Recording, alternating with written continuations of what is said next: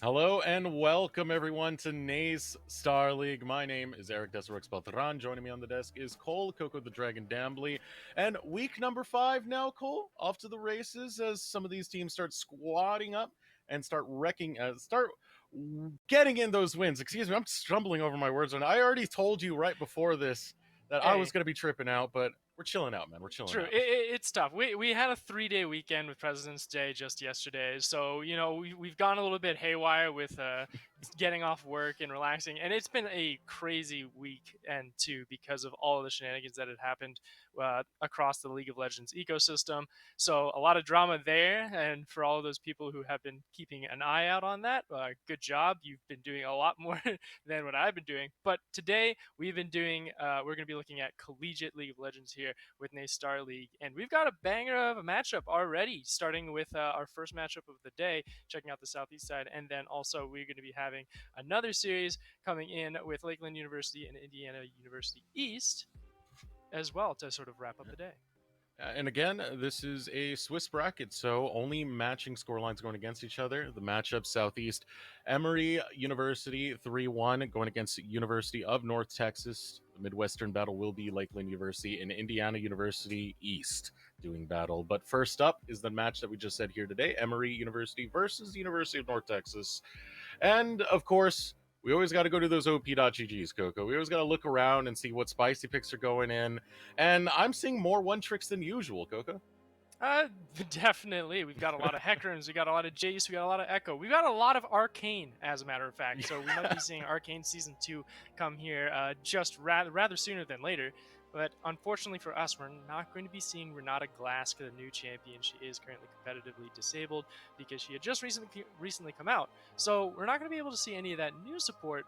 But with all of the one tricks that are coming around in just the OPGGs of these two teams, I'm really looking at that whole challenge of versatility that we talked about last week, where those one tricks can get banned out very quickly. But here's that sort of catch 22 here is when your whole team has a lot of comfort picks and a lot of very niche styles on how they like to approach the game. In solo queue, you can sort of get away with it, but now into this competitive scene where you are 5-on-5 working as that cohesive unit, you've got to start picking and choosing your battles. You might have to sacrifice letting one of those one tricks go through, something that you can sort of handle, rather than letting one of those other ones fly through. And I'd be looking specifically at Nick Lowell's and Economics, both on Emory and North Texas, respectively.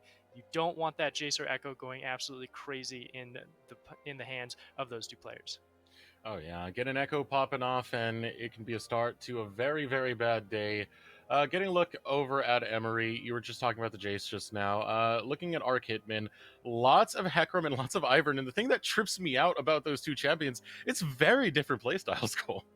Oh, definitely. And I'd be curious to see how Arkhaman and the rest of Emory University are going to be approaching um, this draft, just because of the fact that they're the ones that have the majority of the one tricks in this overall matchup for our first series of the night, because that can sort of put a little bit of a damper on your planning and sort of approaching what you would like to sort of work with in going into game one, because it is really now North Texas's side of the battle of saying, all right, well, we can take those out pretty quickly, see how well we can either handle you on some of your off-roll champions or be able to prioritize and sacrifice in a way of like, all right, we're going to let the Hecarim slide through because we have an answer for it, and we'll see how well you can actually pilot this champion, prove your worth in your own right. Because sure, your Hecarim's doing a phenomenal job. You've played 25 games of it so far in solo queue for just this season alone, but you're at a 44% win rate on it. And that's where it's like, okay, yeah, you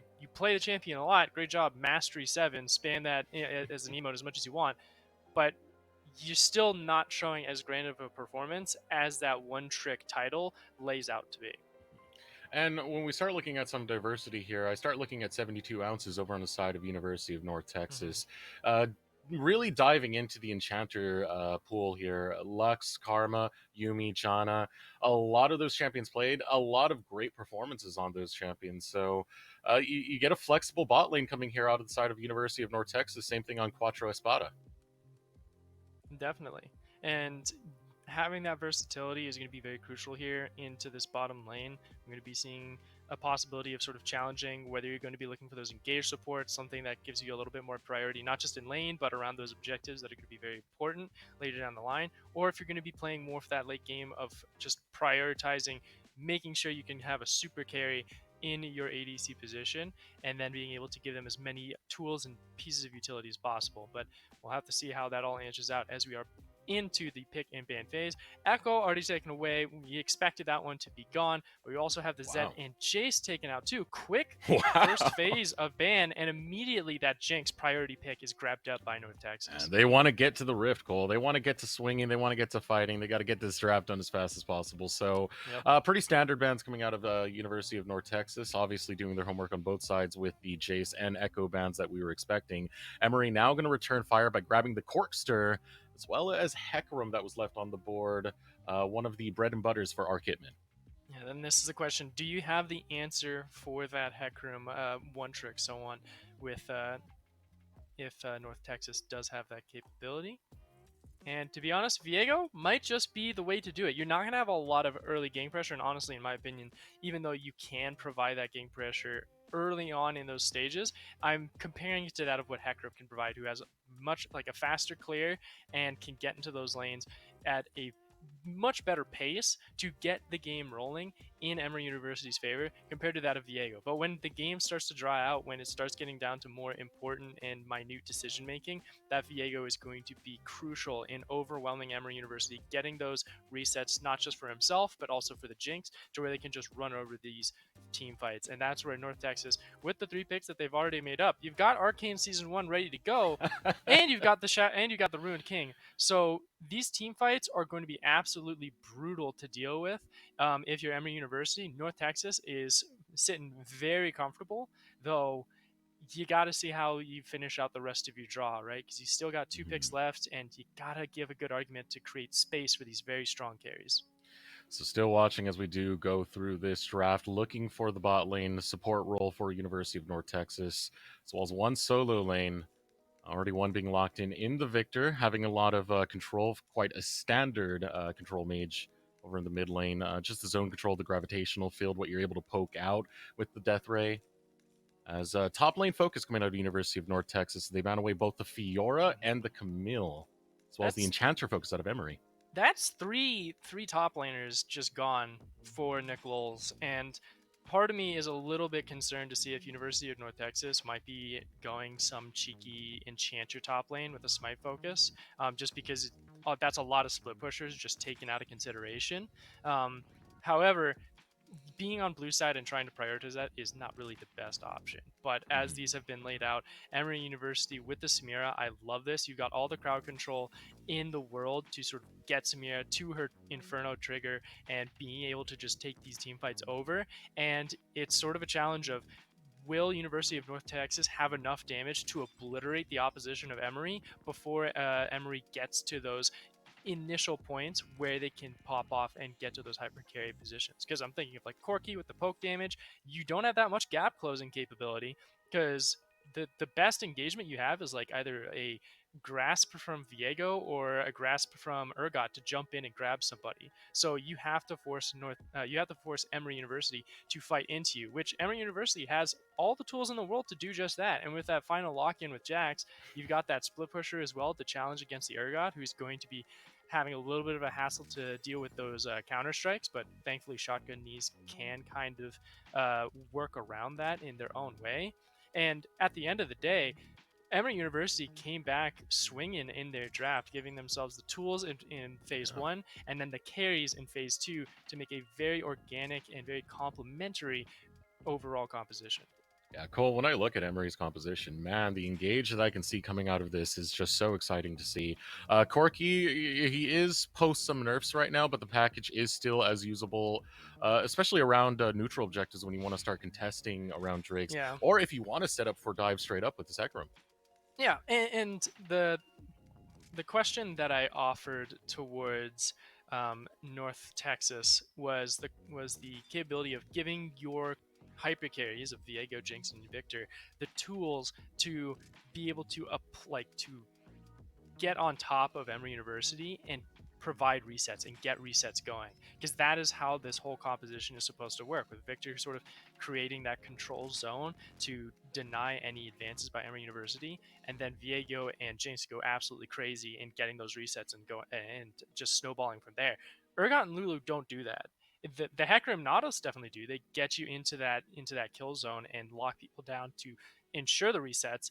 And Lulu and Urgot are much more denial and slow and steady pacing, and that is where I'm really worried on these team fights later down the line for North Texas. They need to snowball very, very quickly to where they can create initial movements for themselves and be proactive, to where the composition that they've built up don't have those tools naturally. All right, so the draft is now settled. We are going to take a short break, get a little bit of time to load onto the Rift. Be sure to stay tuned. More of this matchup between University of North Texas versus Emory University coming right at you.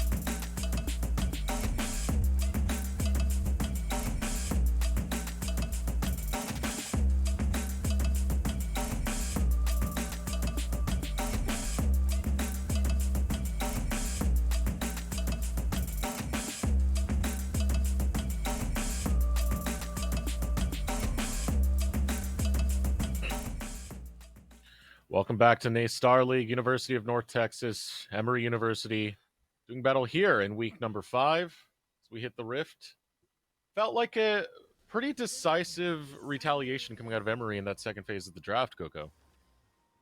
Yeah, it was something where I was not happy with North Texas at the latter half of their draft. Their first part, their first phase, very impressive. I think it was something where they got all of the tools that they wanted to create a hyper carry situation, to get resets, to create very powerful team fights later down the line. And they sort of ended it.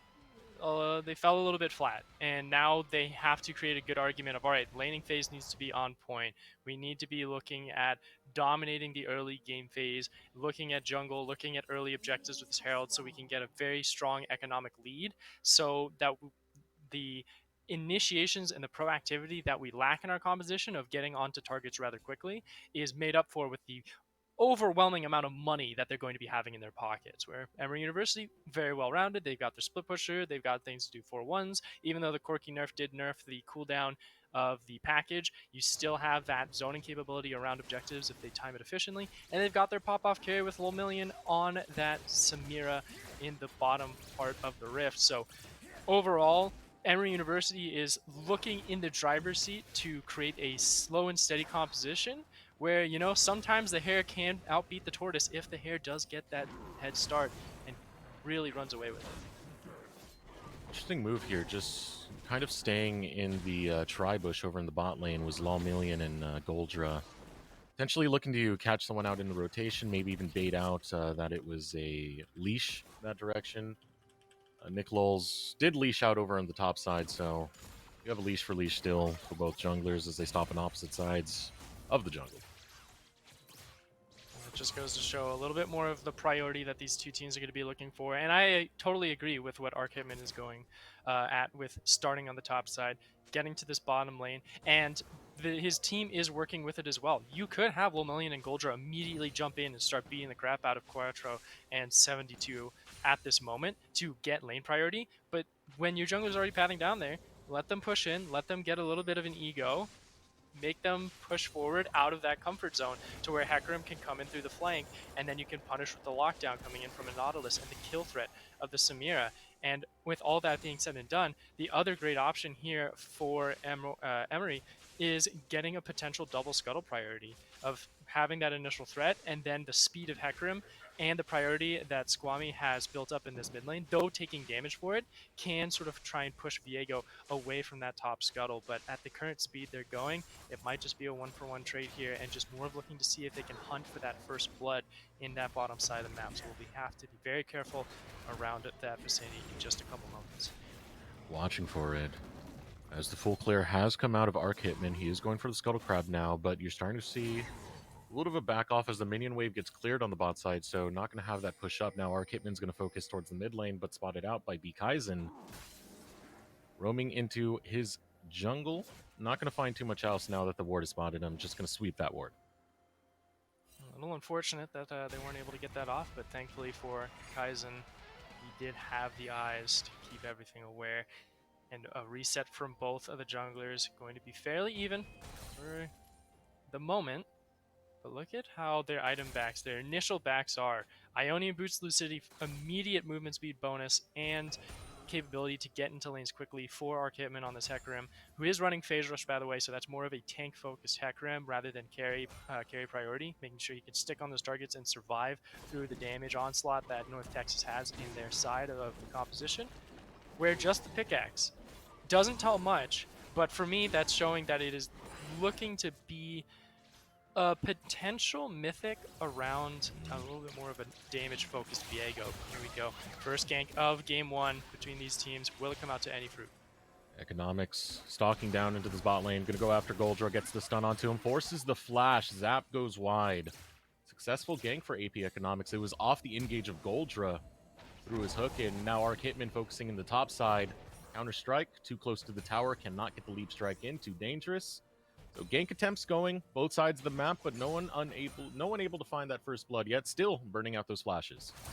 At least you're getting the summoners, making sure you have those timers ready, and then pressure in and potentially look for some some rinse and repeat ganks on both these sides, because Ryan on this Urgot is going to have to balance out his shotgun. He's making sure that he doesn't hit too many minions for a point where he can freeze this wave and be in a safe position where he's gotten that attention and he can sort of play a little bit back while his flash is down. And on the opposite side, you know, with Goldra having to use his flash, we'll see if they go in. But speaking of flashes, Ooh. economics. That was a beautiful read right there. Just the damage not coming in fast enough. Didn't get the ultimate out of B Kaizen to get onto Squammy. Squammy flashes away and survives by the skin of his teeth, but good attempt out of economics. Very close call there, but now that is Corki without the flash, without that safety, but you still have that W to get out a dodge if economics looks to try and get back.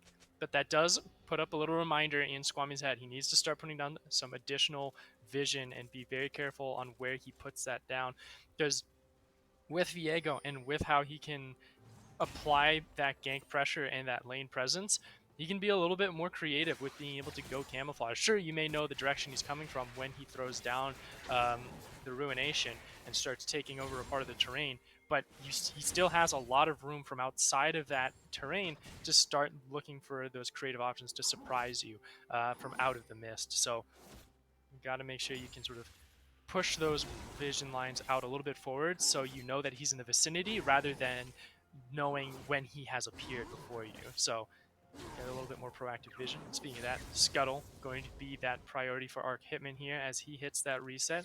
Actually might hold here because he sees bottom lane is in a good spot, but they've got it lit up right now. They know he's coming. They are pushed in quite deep, going after Quattro. Jumping in will be Arc Hitman. Really waits it out so he can get the knockback. Now Quattro in a world of hurt as the Onslaught of Shadows comes out. There is First Blood picked up by Goldra off the Ignite, but retaliation coming out from Economics.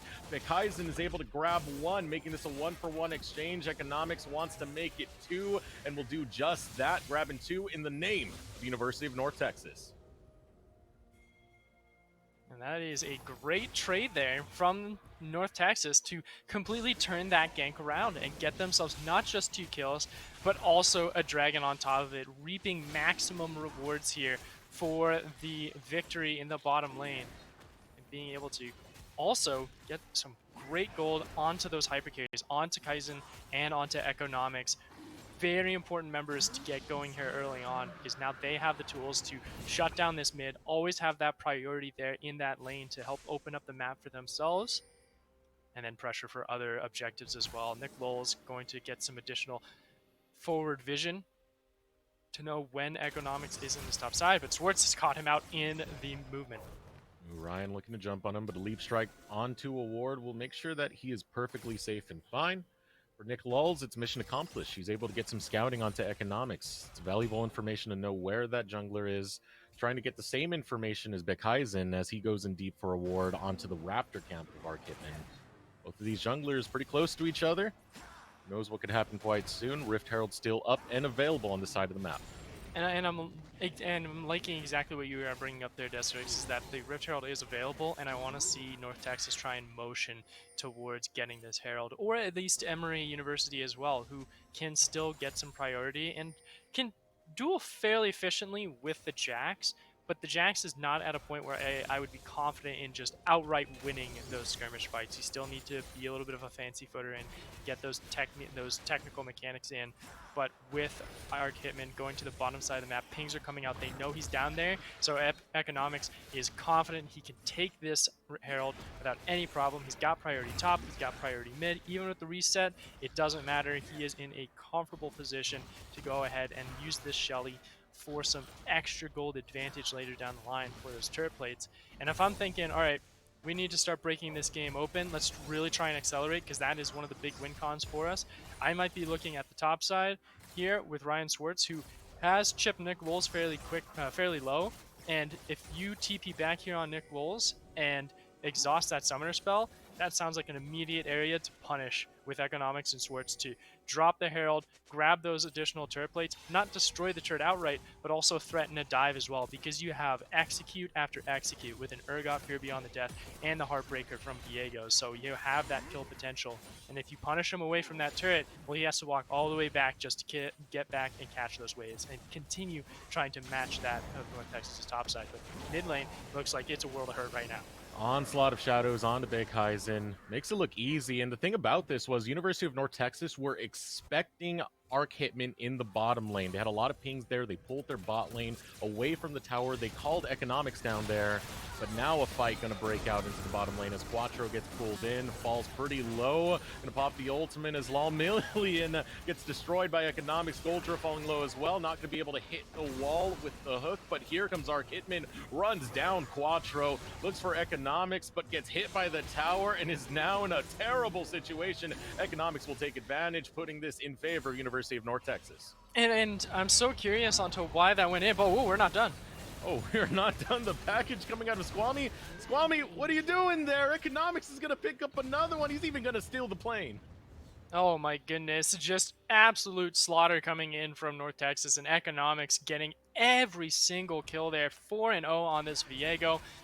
Really skyrocketing on this pick and doing great at counter ganking and being there when his team needs him most. He drops Rift Herald just to get a couple turret plates as well. You know, might as well cash in on that additional 320 gold from the plates while you're at it and see if he can get that Kraken Slayer very early. 11.5 minutes in, he's got that Kraken Slayer and Merc Treads cashed in, good to go.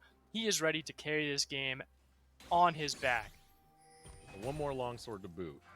Comes right off that respawn. What a strong start coming out of Economics. And it's pretty interesting because Economics has been playing around the aggression that we've seen from Goldra. Now Arc Hitman is going to try and make a play towards this top side, going after Ryan. Ryan getting hella punished over on this top side. No Fear Beyond Death to come out. It is going to come out, but it lands onto Arc Hitman. Nick Lawls is safe, or he thought he was, because Economics just comes right out of that bush and takes him down, making this a 1-for-1. It might be a 2-for-1 if Economics is able to catch Hecarim here. But we'll call it off for now. Actually, no. I see Kaizen is pinging that he is on his way. He's going to see if he can find him. They do have vision of Arc Hitman on that ward, so Economics knows he can take this.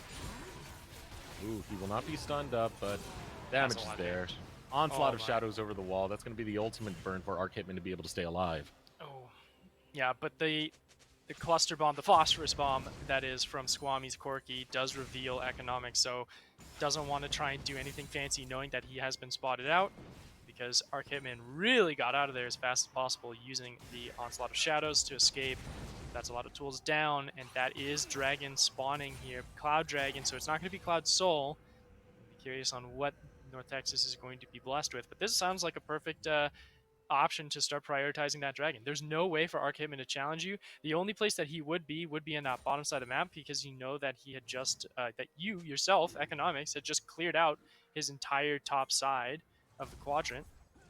So you could, you know, go into his jungle, push him out again. You are absolutely broken right now with the Kraken Slayer on this Viego, so you can just threaten him with a good time, get some kills, but instead he's going to threaten bottom lane so you can get some kills there.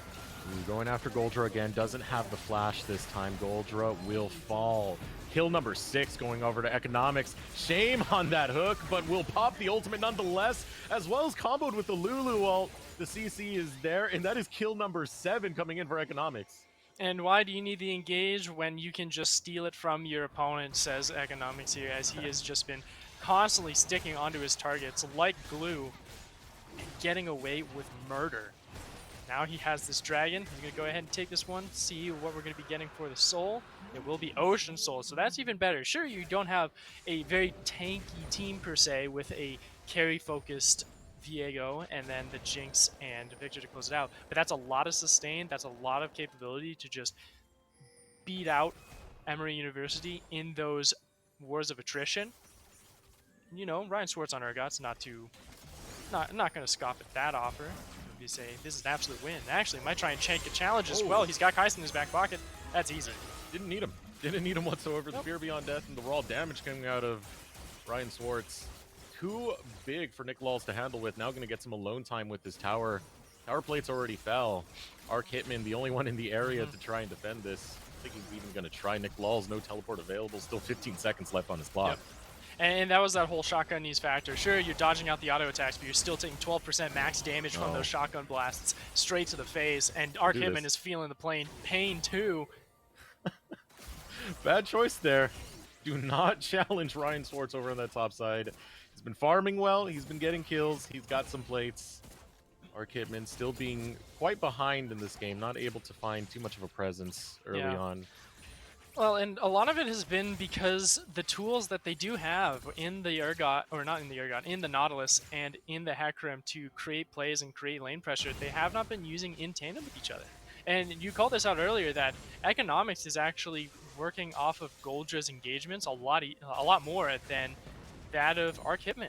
And Economics has been playing out of his mind this game and being in the right place at the right time and using the collapse and the bloodthirsty engagements that Emory University has been hunting for in the bottom lane to his own benefit. So even though I was worried that North Texas having short-ranged engagement later down the line being a bad thing, it's no longer a thing, because that whole factor of having more money in the pockets, having those item advantages, and being able to just straight up stat check your opponent even if you're walking at them, it's just an absolute win for North Texas. They can hit them with the money bags and call it a day and take the Nexus and leave if they want to. So everything for North Texas at this moment is in favor for them, as they are 2,000 gold in the lead. Doesn't really matter when you're able to get a lead this strong on the map. So far, so good for University of North Texas. Taking stock of what's happening right now, they pretty much got a kill everywhere you need to. One kill on Kaizen, Quattro, and Ryan Schwartz, but the star has been Economics. Talked about it before, and now he's heading towards the bot lane once again.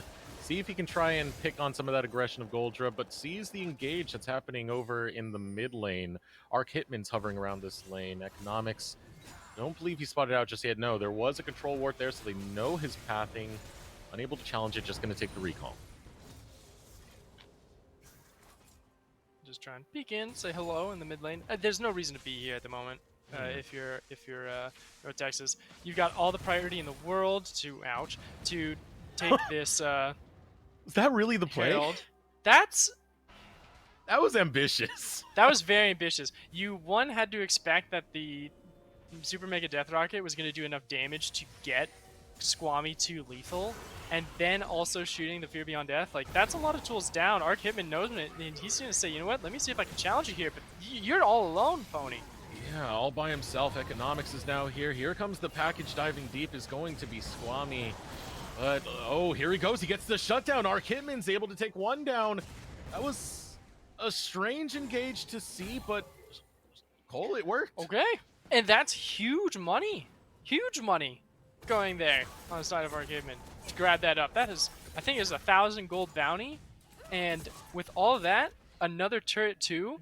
Sure, it's not bounty gold at the moment because of how close this has all been, but that's a complete fumble. And that might just be a confidence boost that Emory University needs to get back into this game. And this is, again, I'm a little annoyed that no one is going for this Herald, because that is something that you could use to break open this mid lane. Because this is where North Texas is struggling now. That they can't get Squammy off of this mid turret, which allows them to break open this jungle and give them that priority to get into the jungle camps, get into Arc Hitman's face, and start messing with them and really shutting down this Hecarim. And all you need to do, because they had that priority to do just that just moments ago, and honestly, they still do with how far Ryan Swartz and Kaizen can be pushed up right now, just go get that. You don't need this dragon. This dragon is just an absolute bait for Emory University to 5v5, because you're on Soul Point, and North Texas instead is going to try and play a split map with Ryan Swartz taking the Herald on his own. Sure, he can do that. That's fine. Going to take a little while, but it's going to be a 4v4 here, and Economics is already low. How did that happen? Onslaught of Shadows. It's going to isolate 72 ounces. Squammy taking him down. Economics forced to flee. And suddenly Emory are looking like the better team here, Cole. You're waiting for the Rift Herald to be picked up by Ryan Swartz. He's still kiting that one out. I believe he was able to grab it. Yep, does have it in his inventory. And now the Dragon's going to go over to Emory. Third Drake of the game. Will it get stolen away? Super Mega Death Rocket doesn't do the deed. Emory, they get the second Drake. They're starting to make the comeback. And we were talking about it earlier on how this composition can work wonders with so much utility and the proactivity that the engagement from Nautilus and Hecarim can provide, and that they were not using it to its maximum effect during the laning phase. But when they all grouped up and they're like, well, we have to fight with these dragons because that would be still point for us, they get forced into using their composition, and the composition does exactly what it needs to do.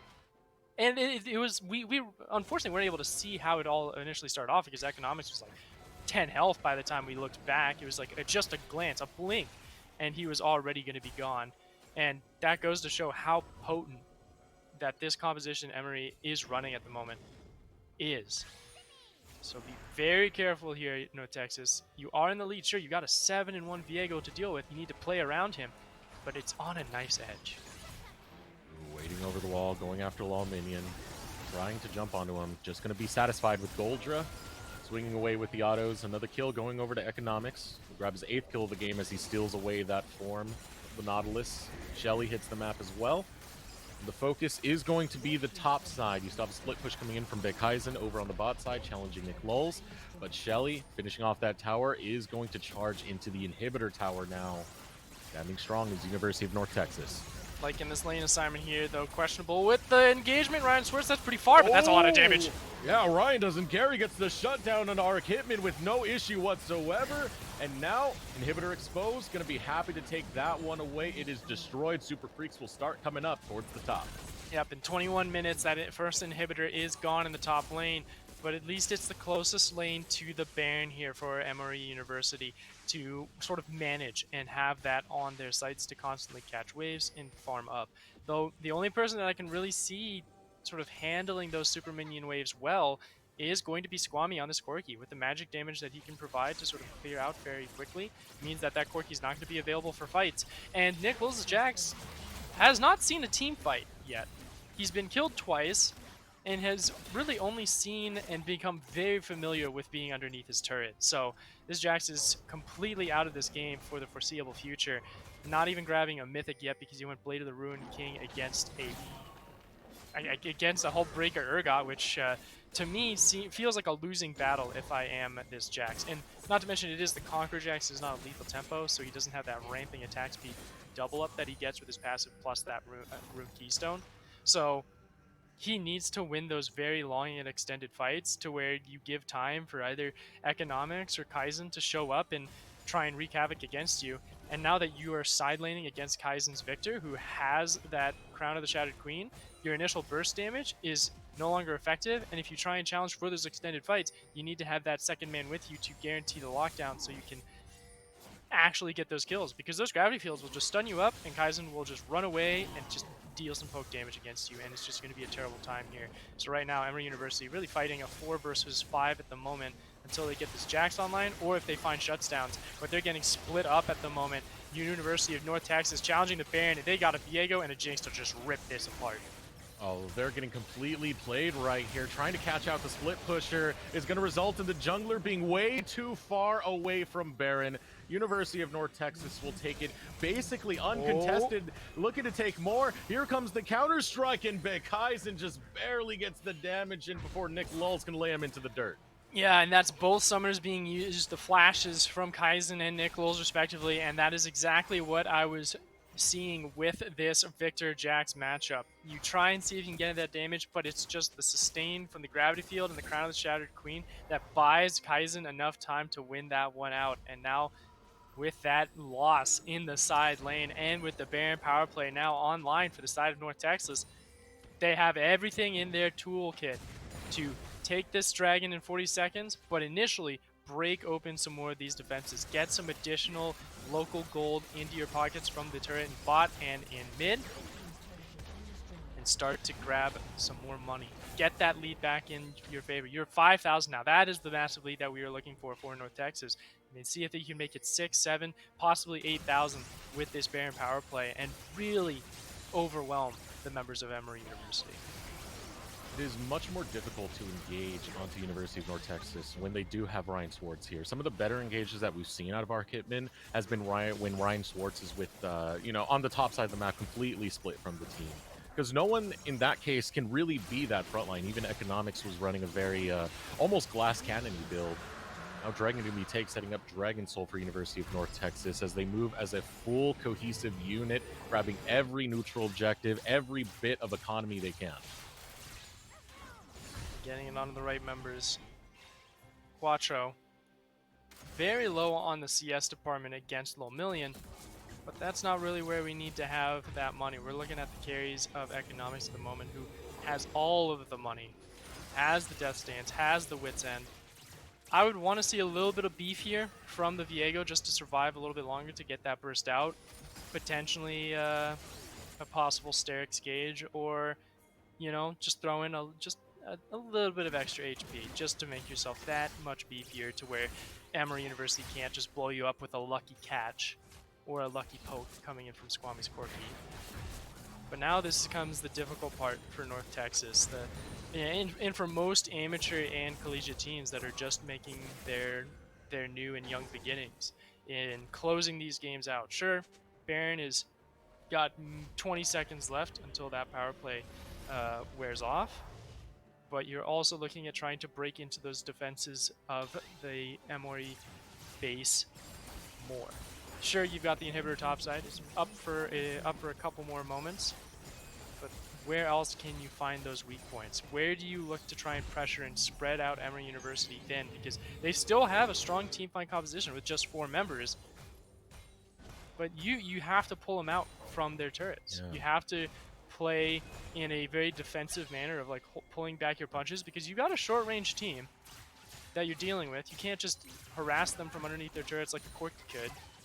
So playing smart, blotting out the vision, they're doing a phenomenal job on that point, but they need to push that line out farther. They need to take out that vision ward that is in the top side, that sort of vision trench that has been placed by Emory University to give safety for Nick Lowles.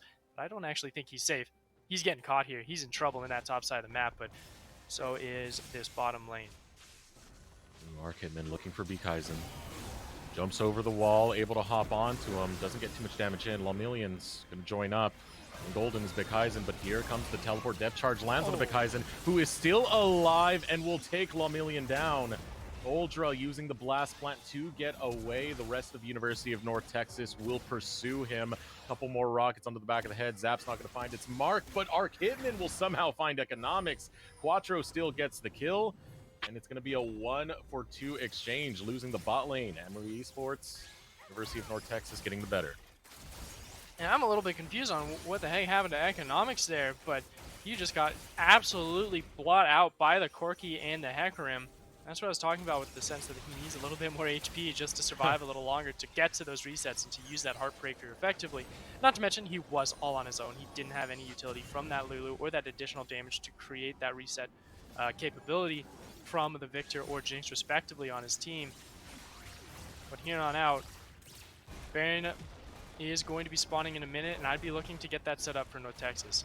One Baron power play, great. You got all those outer turrets. That second Baron power play is now there to guarantee this Dragon Soul, which is spawning in 90 seconds here. So get that Baron, immediately sprint down to that Dragon, and from there, you're forcing Emory University into an awkward position of team fights. But thankfully for Emory, they've got the Corky package online, but it's really early.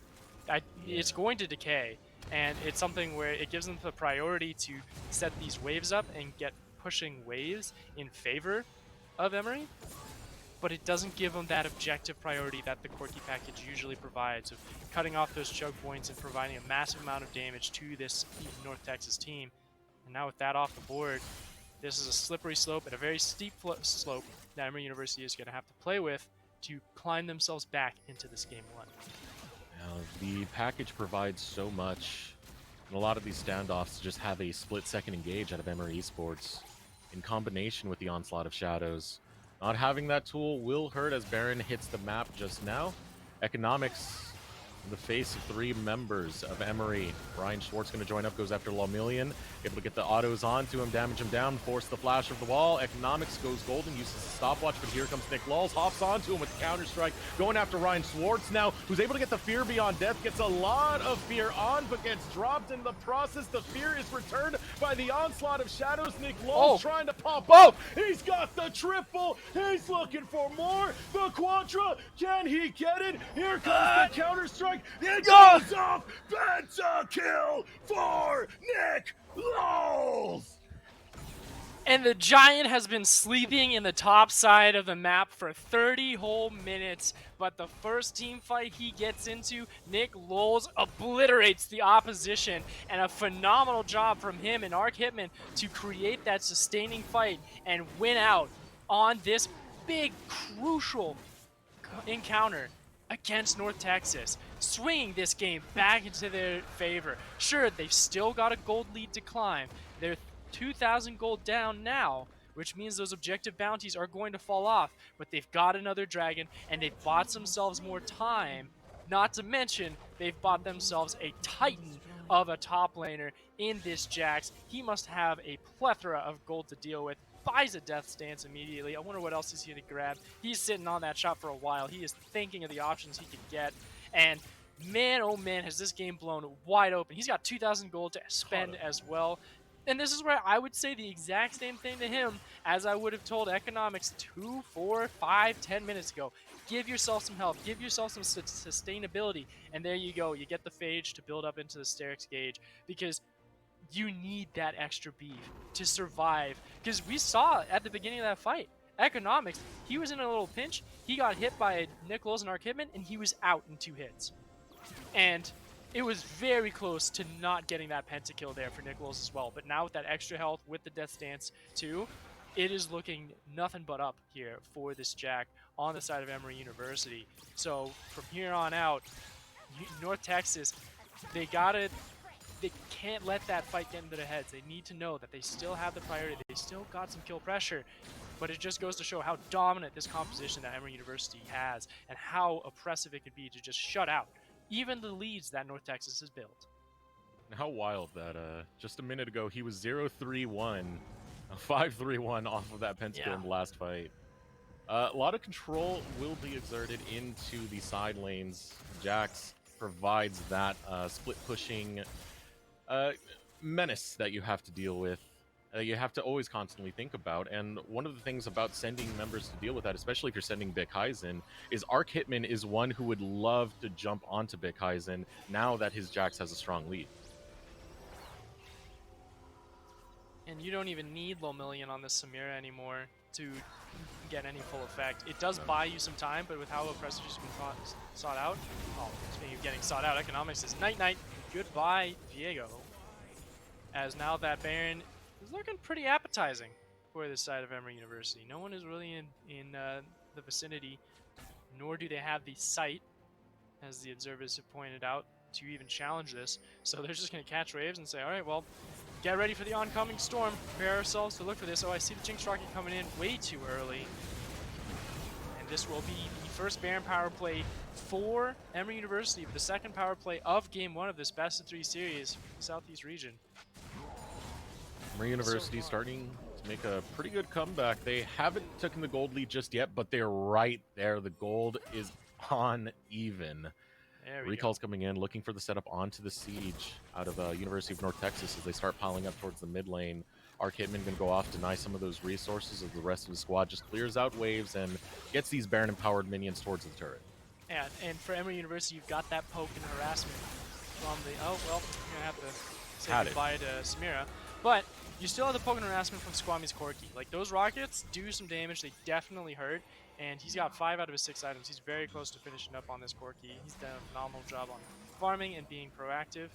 But this is a timer where North Texas has a little bit of a power play themselves. They found Squammy. Can they get any blood here? Squammy flashes away Goldra, Blast Plant over the wall. Economics looks to finish off Squammy. Wild Growth onto him. Quattro grabs the kill. Goldra able to walk away. University of North Texas, they're just looking for whatever scraps they can in the jungle, and it is working out. It's working out, but look at what's happening on the top side of the map. Nick Lulz pushing into this turret, looking for this inhibitor turret as well on the top side of the map, and honestly with this Baron, buff that he has, I would not be afraid to try and challenge Ryan Schwartz on that Jax vs Urgot matchup. Even the Fear Beyond Death, that happening right now means, okay, he doesn't have execute capability. I am totally fine to try and challenge this. If it's just this Urgot, this Jax can rip apart this Urgot no problem.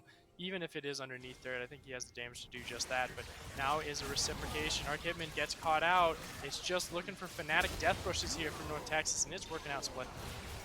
That was so painful. He was trying to get the blast plant, but was put into that Pix form way too long, and now Goldra is being chased down by Economics. A couple of rockets into the back, and Quattro grabs his 4th kill of the game. This is going to leave the Dragon wide open for the University of North Texas to get that Dragon Soul. Yeah, and to me, that is going to be Ocean Soul for the side of North Texas. No problem there. Even with this recall from Nick Lowles, I don't think they have the capability to try and challenge. You have the TP. There's some wards in those bushes there. I see one in that pixel brush right above the top of the map here in the side of observers. He could try and TP in there, but he's not using his TP. He's just walking straight down. He's not trying to challenge. He feels like if he gets hit, it's going to be a choke point. But there's the TP. He's coming in a little bit late. This is a bad call, Nick Lowles. You might be in trouble, but here comes Squammy to back you up. Package not getting enough there. It is able to split the team, but Nick Lulz is by himself. Lomillion jumps in. Squammy gets dropped by Quattro. Now Lomillion and Nick Lulz have to pull up a lot on the 4 members of North Texas. Lomillion's able to grab another, but Nick Lulz cannot pull it off. Quattro will shut him down. University of North Texas take down 3. And that was a 5v3-2 in favor of North Texas, and with none of the crowd control or utility there for Emory University. And it was a 2-for-3 trade overall. It shows you how close North Texas has to play these fights, with how powerful Nick Lulz and Lomillion were. But with this, that is a little bit ambitious, Hitman and Goldrup. They're trying for it. Ooh, nice sidestep coming out of Quattro. Will it be enough? No, Goldra gets onto him. Looking for more is Hitman. Tries to get Bakaizen, but the attention is split as Goldra goes on to 72 ounces. It's going to result in the death of Hitman. Goldra now stunned up by the gravitational field as Bakaizen just chips away at the big man. Another hook comes in, but it guarantees the death. A double kill for Bakaizen. It did get that double kill, but will it be enough time wasted? And it does. Squammy and Lomillion are now up. They are going to be sprinting to this mid lane to defend and clear out these waves. And they bought the time. It was only 2 members against 3, but it was the sustainability from that Hecarim and Nautilus, the tankiness that they provided, being able to get the kill onto Quattro, the important member that shreds apart those turrets, and then buying that time for Emory University's members to get back up and get onto the map. And this game, on a knife's edge between these 2 teams, both teams hitting around 70,000 gold apiece, which means these item builds are going to be pretty much done. I can see Ryan Schwartz, he's finished. He's got everything he wants on this Urgot. So this Urgot has pretty much peaked at this moment. Next, what we'd be looking at is Economics, who was 8-1 just, what, 12, 15 minutes ago? And he's not been having a good time. Sure, he's gotten the Guardian Angel, so there's some sustainability there to get back into a fight after he's been caught out. But he needs to finish up. He needs to think of what his last item is. Same thing goes for Kaizen and Quattro to maximize that output and get to that late game threat that Jinx and Victor are so notorious. There you go, Nick Lulz looking to try and fight on this top side, but Economics is the first one to react. Strike comes out, gets a stun onto Ryan Schwartz, waiting for the Fear Beyond Death. Not even needed. Ryan Schwartz takes him down. Was popped, was put on cooldown though in the process as Bakaizen jumps in, goes after Lomillion. Goldra's going to be the one who gets caught out. Quattro takes him down. Hitman looks for more as a 5-stack. University of North Texas waiting for that onslaught of shadows. Would be able to destroy Hitman on the back end of it. Only 3 members strong is Emory University. They lose an inhibitor. Another inhibitor exposed, but University of North Texas, they're going to play this game safe. 20 seconds until Baron. Yep, playing it safe. Good idea there. Do not want to overstep when, even if it is just a Corki and a Hecarim with the Samira as the backup. Oh, no, they're going to play Fnatic Death Rush against. It worked for them so many times before, but they got spotted out by the Scrying Orb. They're going to have to go to this Baron now, and that might have just wasted enough time for Emory University to get back and try and challenge this Baron. And North Texas, how they keep trying it. They're good. They keep getting scryed. Yep, scryed out. Squam's going to keep shooting those rockets. He's not going to face check. He knows better. But this Baron, good as gone. It is very, very quick, but Hitman could jump in with Onslaught of Shadows. He just needs that vision. Had no vision. Baron goes down. Another Baron, University of North Texas taking the third Baron of the game thus far as we head into the late stages of this, just 40 seconds shy of hitting the 40-minute mark. Yeah, this is going to be that 40-minute game.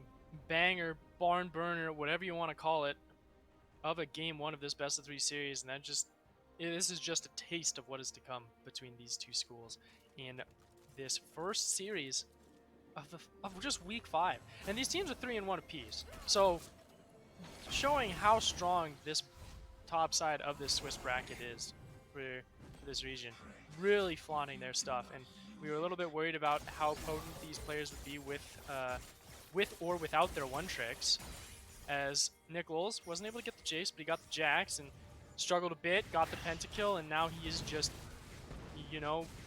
target number 1 at the moment for North Texas, who has had a phenomenal early game and has been able to wrestle themselves back into control here and looking to win out with this Baron power play, with this push of the minion waves, with this cannon minion. But it's just going to die to the wayside fairly quickly. Squammy is looking to try and wait out for that package, but it's not going to be coming up. There it is. There's the package. They have package available for Corki. They're looking for a fight. They have to find something. They got Onslaught of Shadows. They got Nick Lawls on the flank. This is pretty much any time. No time better to really go for this. Emory University, you're stalling as the minion waves begin to hit the Nexus towers. Nick Lawls still waiting on that flank, still waiting for the engage. He can't wait much longer, getting to pull in Ryan Schwartz, who falls to about half health. Here comes the package. It sweeps through. Nick Lawls on the flank. He gets a triple stun, gets exhausted in the process, though, as he goes after Ryan Schwartz. Ars Hitman's able to take down Quattro, and with the Jinx down, there's a fighting chance for Emory. Arc Hitman goes in, and here comes Nick Lawls to follow him through, but Arc Hitman's going to be the one to drop. Can Nick Lawls do it? He will fall. Ryan Schwartz able to take down Law Minion, and Economics will finish up the job with a triple kill. University of North Texas, it was a hell of a skirmish between these two squads, but they will take game number 1 of this best of 3. Economics did a phenomenal job in the early game to get this Viego going 5-1, 7-1 on that jungle pickup, and really outmastering Emory University in all fronts throughout the first 15-20 minutes of the game. But it was just some of those objective fights where North Texas was able to use all of the tools to the full effect, where they got the lockdown with Nautilus, took out Viego very early on, and then from there were able to snowball their leads and being able to get the Jack specifically, who got that pentakill for Nick Lowles, and then were able to sort of wrestle themselves back into a level of contention against North Texas, but it just wasn't enough. Samira was way too far behind. Corki was not providing enough poke damage before the fights to really make it influential, and when those two very important damage dealers are constantly out, you're all in with dealing with the Jax, who has enough tools to get into a fight, but not enough to stick onto a Victor and a Jinx and a Viego, who are getting reset after reset and creating that space that was very crucial with the assistance from Lulu to buy time to get to those ramp up sets. And at the end of the day, it was North Texas who played a phenomenal job on a much scrappier composition and much shorter range comp to win out in this game, one of the best of 3 series. What a way to start the day. 40-plus minute game between North Texas and Emory. But, hey, it's not over yet. We still have a series to play through, so we're going to throw it over to a short break. When we return, we'll get more into NACE Starleague. Be sure to stay tuned.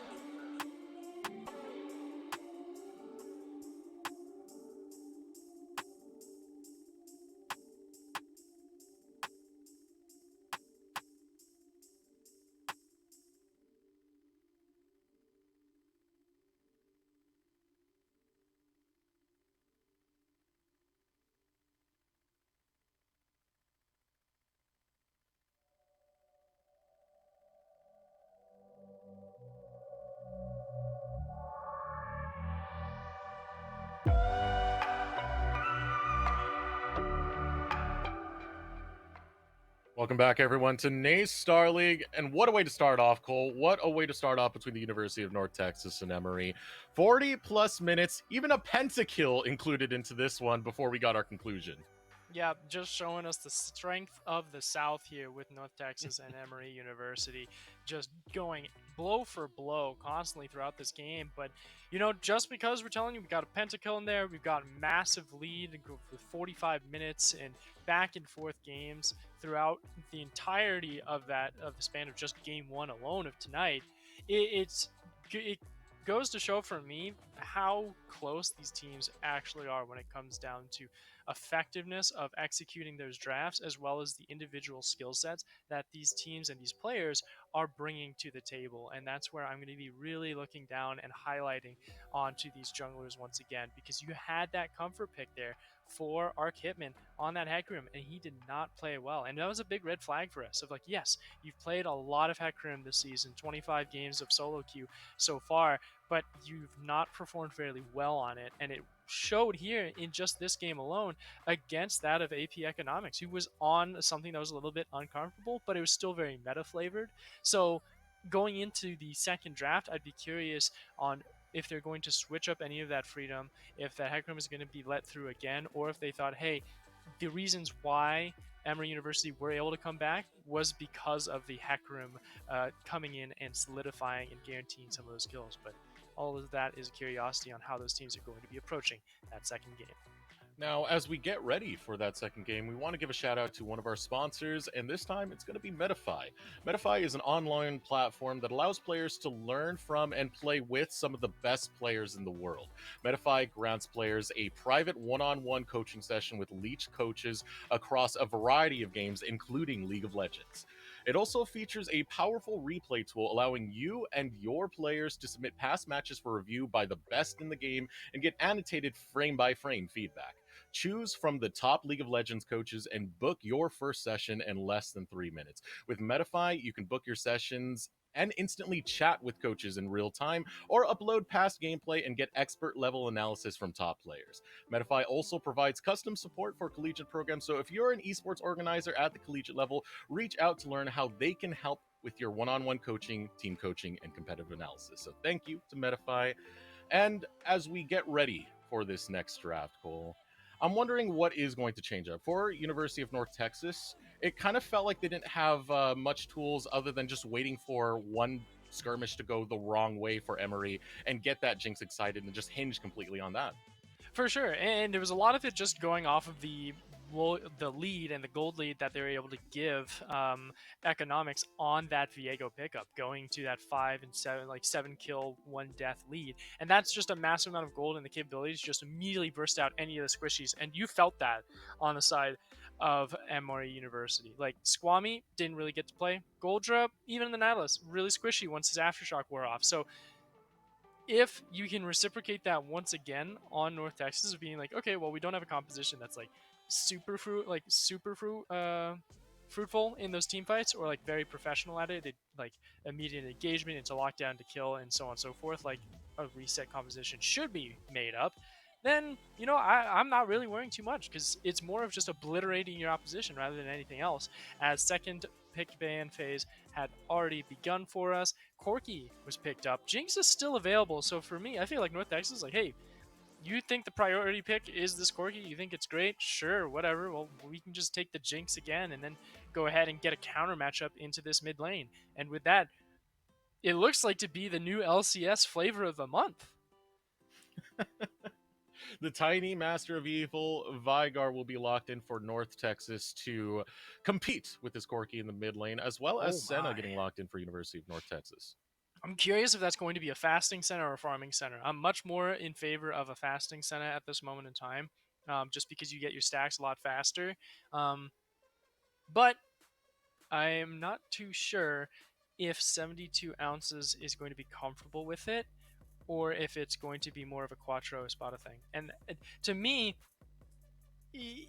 just off of the OPGG, it is very much a 72 ounces thing. He's played a couple games on it so far in solo queue. Not a high win rate. It's kind of the same thing as Arc Hitman. It's like, wow, that's a lot of games and a pretty decent KDA, but 33% win rate, I'm not too sure if that's the way to go, because you're working with Quattro, who doesn't have any real games paired up with this Senna. And that's where it's like, okay, are you going to be picking a double squishy bot lane, which with the Thresh already be grabbed here and the Viego being taken away Oh. from economics as well? If you go double squishy bot lane, that is just setting yourself up for disaster and really causing a place of plight and a disadvantage where you really don't need it. So North Texas has some options, and we'll see what they take. Do have my worries for Emery so far.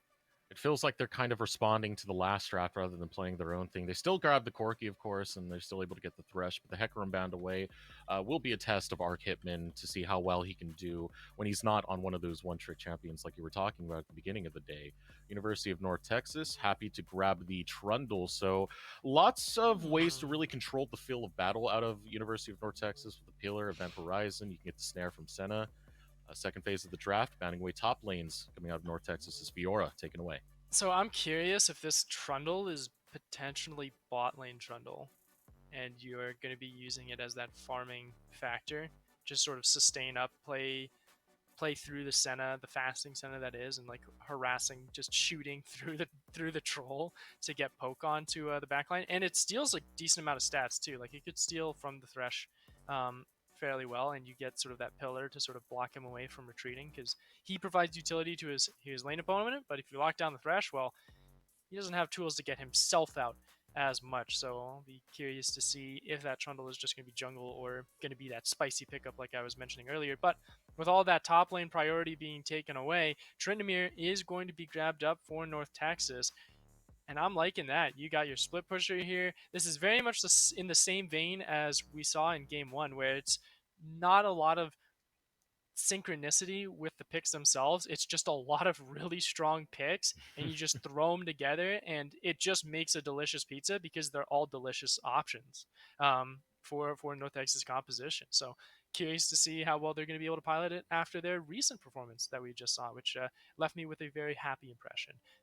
So, quite a few ways to approach your win condition if you are North Texas. The response out of Emory is going to be the Poppy. So, when looking at what's picked up from North Texas so far, the Poppy can interfere with the Okay. dash that comes out of Tryndamere. So, one tool enabled over there that will be enabled through the Viego. So if they want to try and lock down this Tryndamere, especially earlier on, you have your tools which aren't dependent on getting level 6 to get those early kills. But North Yeah. Texas are hovering the Mordekaiser, and they're going to lock that in. Okay, so Whoa. that is going to be a potential Mordekaiser Senna bot lane.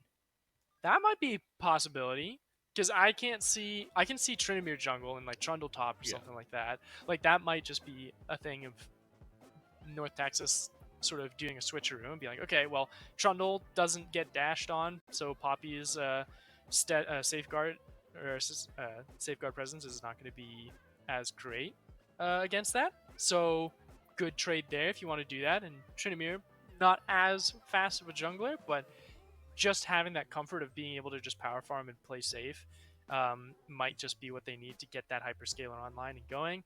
Though, with all that said and done, it is again North Texas just picking really potent options, a lot of powerful and delicious champions on their side of the draft. And it just comes down to how effectively those individual players can pilot it against Emory University, who has a little bit more of a quote unquote traditionally objective focused composition with team fighting, with zoning pressure, and with those specific resets and those kill threats coming in from the Viego and the Kaisa. All right. So draft locked in for Emory, North Texas University at match point now. One more win, taking the dub in this series. We are going to throw it to a short break. When we return, we'll get into game number 2, Emory University versus North Texas University.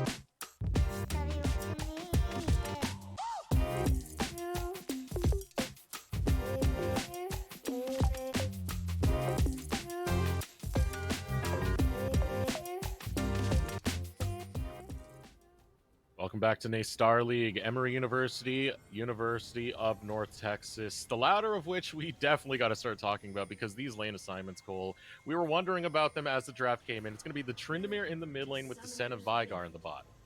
Oh my goodness, and it is also the Mordekaiser top lane too, which is also just as great, but we might have to keep our theory crafting on how laning phase is going to go a little bit longer, as Emory University looking for a level 1 cheese. They do get spotted out, and that whole shenanigans of trying to hunt for that first blood is thwarted by a single ward there by Quattro. So well done on that, but a great reply as well from North Texas to drop out some wards as well, and maybe see if they can cheese and possibly force some vertical jungling or some a split here on this initial path.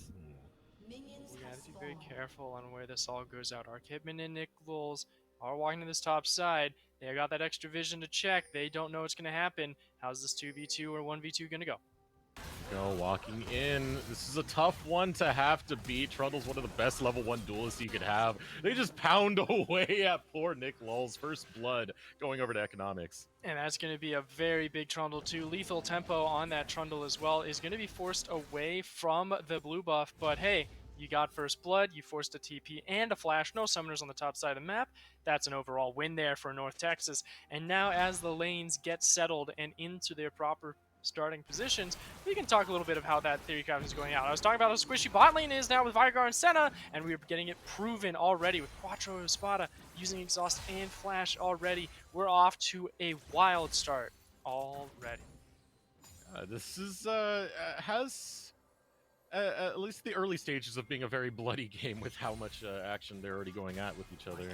Yeah. I felt bad for that last play onto Nick Lulz because like each of those clubs and mallets are the size of Poppy. Another death sentence onto Quattro.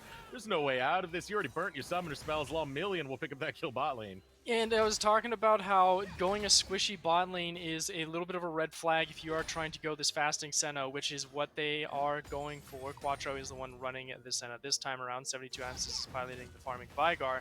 And, my goodness, that's strong base damage on the Poppy. But that squishy bot lane, that's the threat of it. Like, if you get hooked by this Kai'Sa Thresh combo, you're as good as dead because of how quickly they can shred through you with the additional CC stacks that get applied for Kai'Sa's passive by that Thresh. So you get blown up, you've already used Flash and Exhaust, you're going to get constantly harassed by Goldra, and it's going to be a place where economics is going to have to pay a bunch more attention bottom side because of how deadly this bottom lane is for Emory University. As economics is a little bit far out, he's confident though, he's got that extra stat check. So they're going to scare our Hitman away, using that flash as well. That's a good waste of your time for economics to just get that somewhere out of there. I don't want to deal with that stat steal. One of the most annoying things, even in the early days of League of Legends, Trundle was one of the champions that went the longest time without getting any buffs or nerfs. He was just so good at the 1v1 duel whenever he'd take a bite out of that. And that's something that Arc Hitman has to respect constantly whenever he does see economics in his face. True. And it is going to be a double scuttle situation for North Texas, but here comes Flash. Quattro spotted. You're as good as dead here. Baby Cage goes out.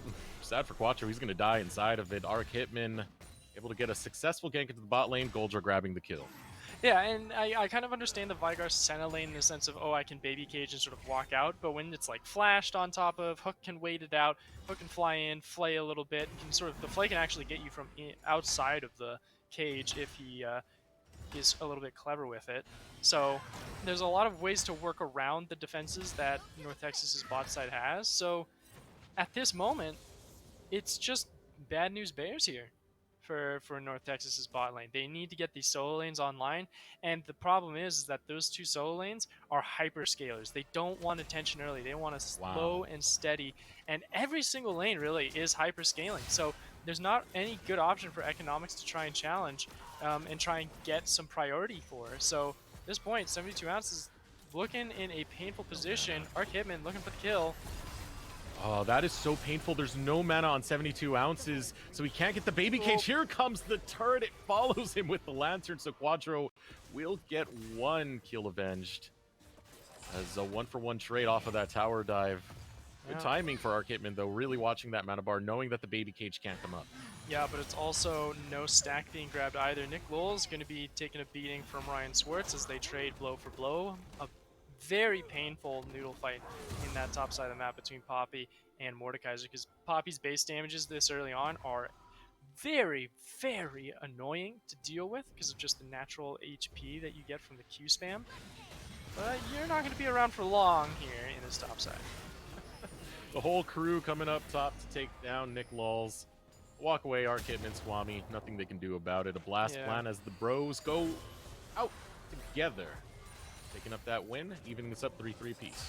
That's probably the best way to get those hyperscalers online. Sort of deal with those trades, make sure that you're really going back and forth, and then once Kaizen hits level 6 on this Tryndamere, that's when you can start looking for turret dives and having this Tryndamere start to roam out and be that extra assistance, that extra body to tank up those turrets for a little while longer while Ryan Swartz and Economics get the damage out. Speaking of which, damage Tiamat, first item bought for Economics to clear faster and also have that additional dueling capability with the splash damage. While in the top end, Swartz does have that Leeching Seer, so we're building quickly for that Omni Vamp. See where else we can look for kills. Found one on Goldra once again, but he is all on his lonesome. Returning it.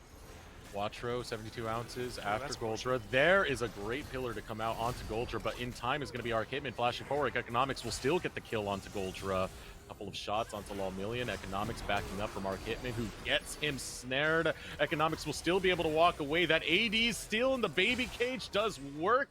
It's going to result in 3 going down in the bot lane. University of North Texas just cashed in. And that was such a beautiful catch there by North Texas. Emory University, Goldra on that Thresh, just getting caught out on his own. And then it was a saving private Goldra moment there for Emory University, and they did not succeed. It was the catch by Economics to guarantee the kills, and the sustain and the zone control pressure from the Senna and Vygar kept all of the aggression of Emory University at bay, where they got up to 6 kills to 3 and jumped to a 2,500 gold lead, grabbing the dragon on top of it. Now is a perfect time for them to reset, cash in on some items, see if they can keep this momentum going, because even though they have a very win more, lose more kind of composition, being ahead at this moment in time, it just reminds me of the first game, just game 1, just moments ago in this best of 3 series, where you get a strong lead onto a couple members of North Texas, and because they are scalers that have scaled quickly in the early game, it's going to be a lot more difficult for Emory University to try and come back and get even in this second game of the series. Here we go, economics onto Arc Hitman. Arc Hitman caught out as Bekaizen will stick to him. Two very sticky champions. It's hard to get away from both the Tryndamere and the Trundle, and Bekaizen is showing an example of that as the Undying Rage pops off, kills him underneath the tower, will walk out with the swagger. And exactly that is what I was seeing from this Tryndamere. Hits level 6 and will just threaten turret dives time and time again. Flash is forced there by Quattro Espada, but they get a kill on a Goldra maybe. Oh, getting him on the back end of it. Quattro gets the kill. And that's the power of their chain CC right there. You can chain it so well with the baby cage and the snare that comes out of the Senna.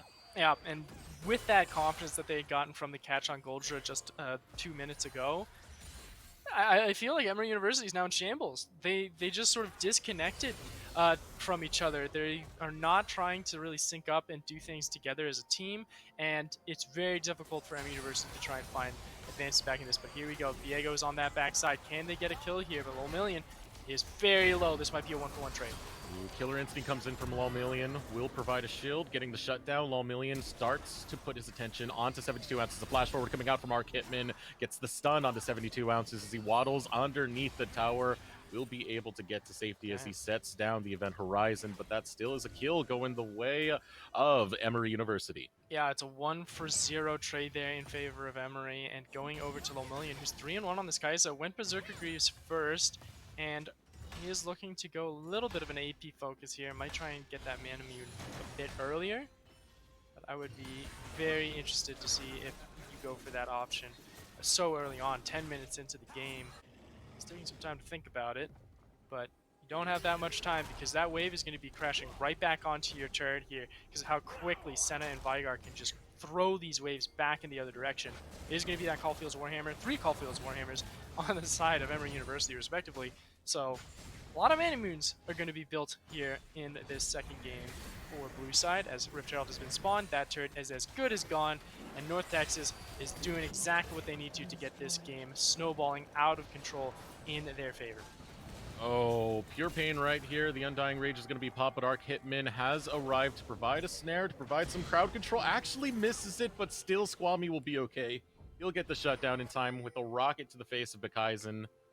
So some well-needed income going into the mid lane after all that pressure coming out of Bekaizen's Tryndamere. Yeah, not too bad. That's a nice little money back in favor for them, and able to get it onto Squammy specifically on the Corki, who is very, very poor at the moment, but with that kill, he's able to get that Manamune rather quickly. Doesn't have any starter items, went with the Tear the Goddess first because he was confident in that laning phase against a Tryndamere with the Corki. He can just sort of dash in, dash out, and play a little bit safer, so I respect that.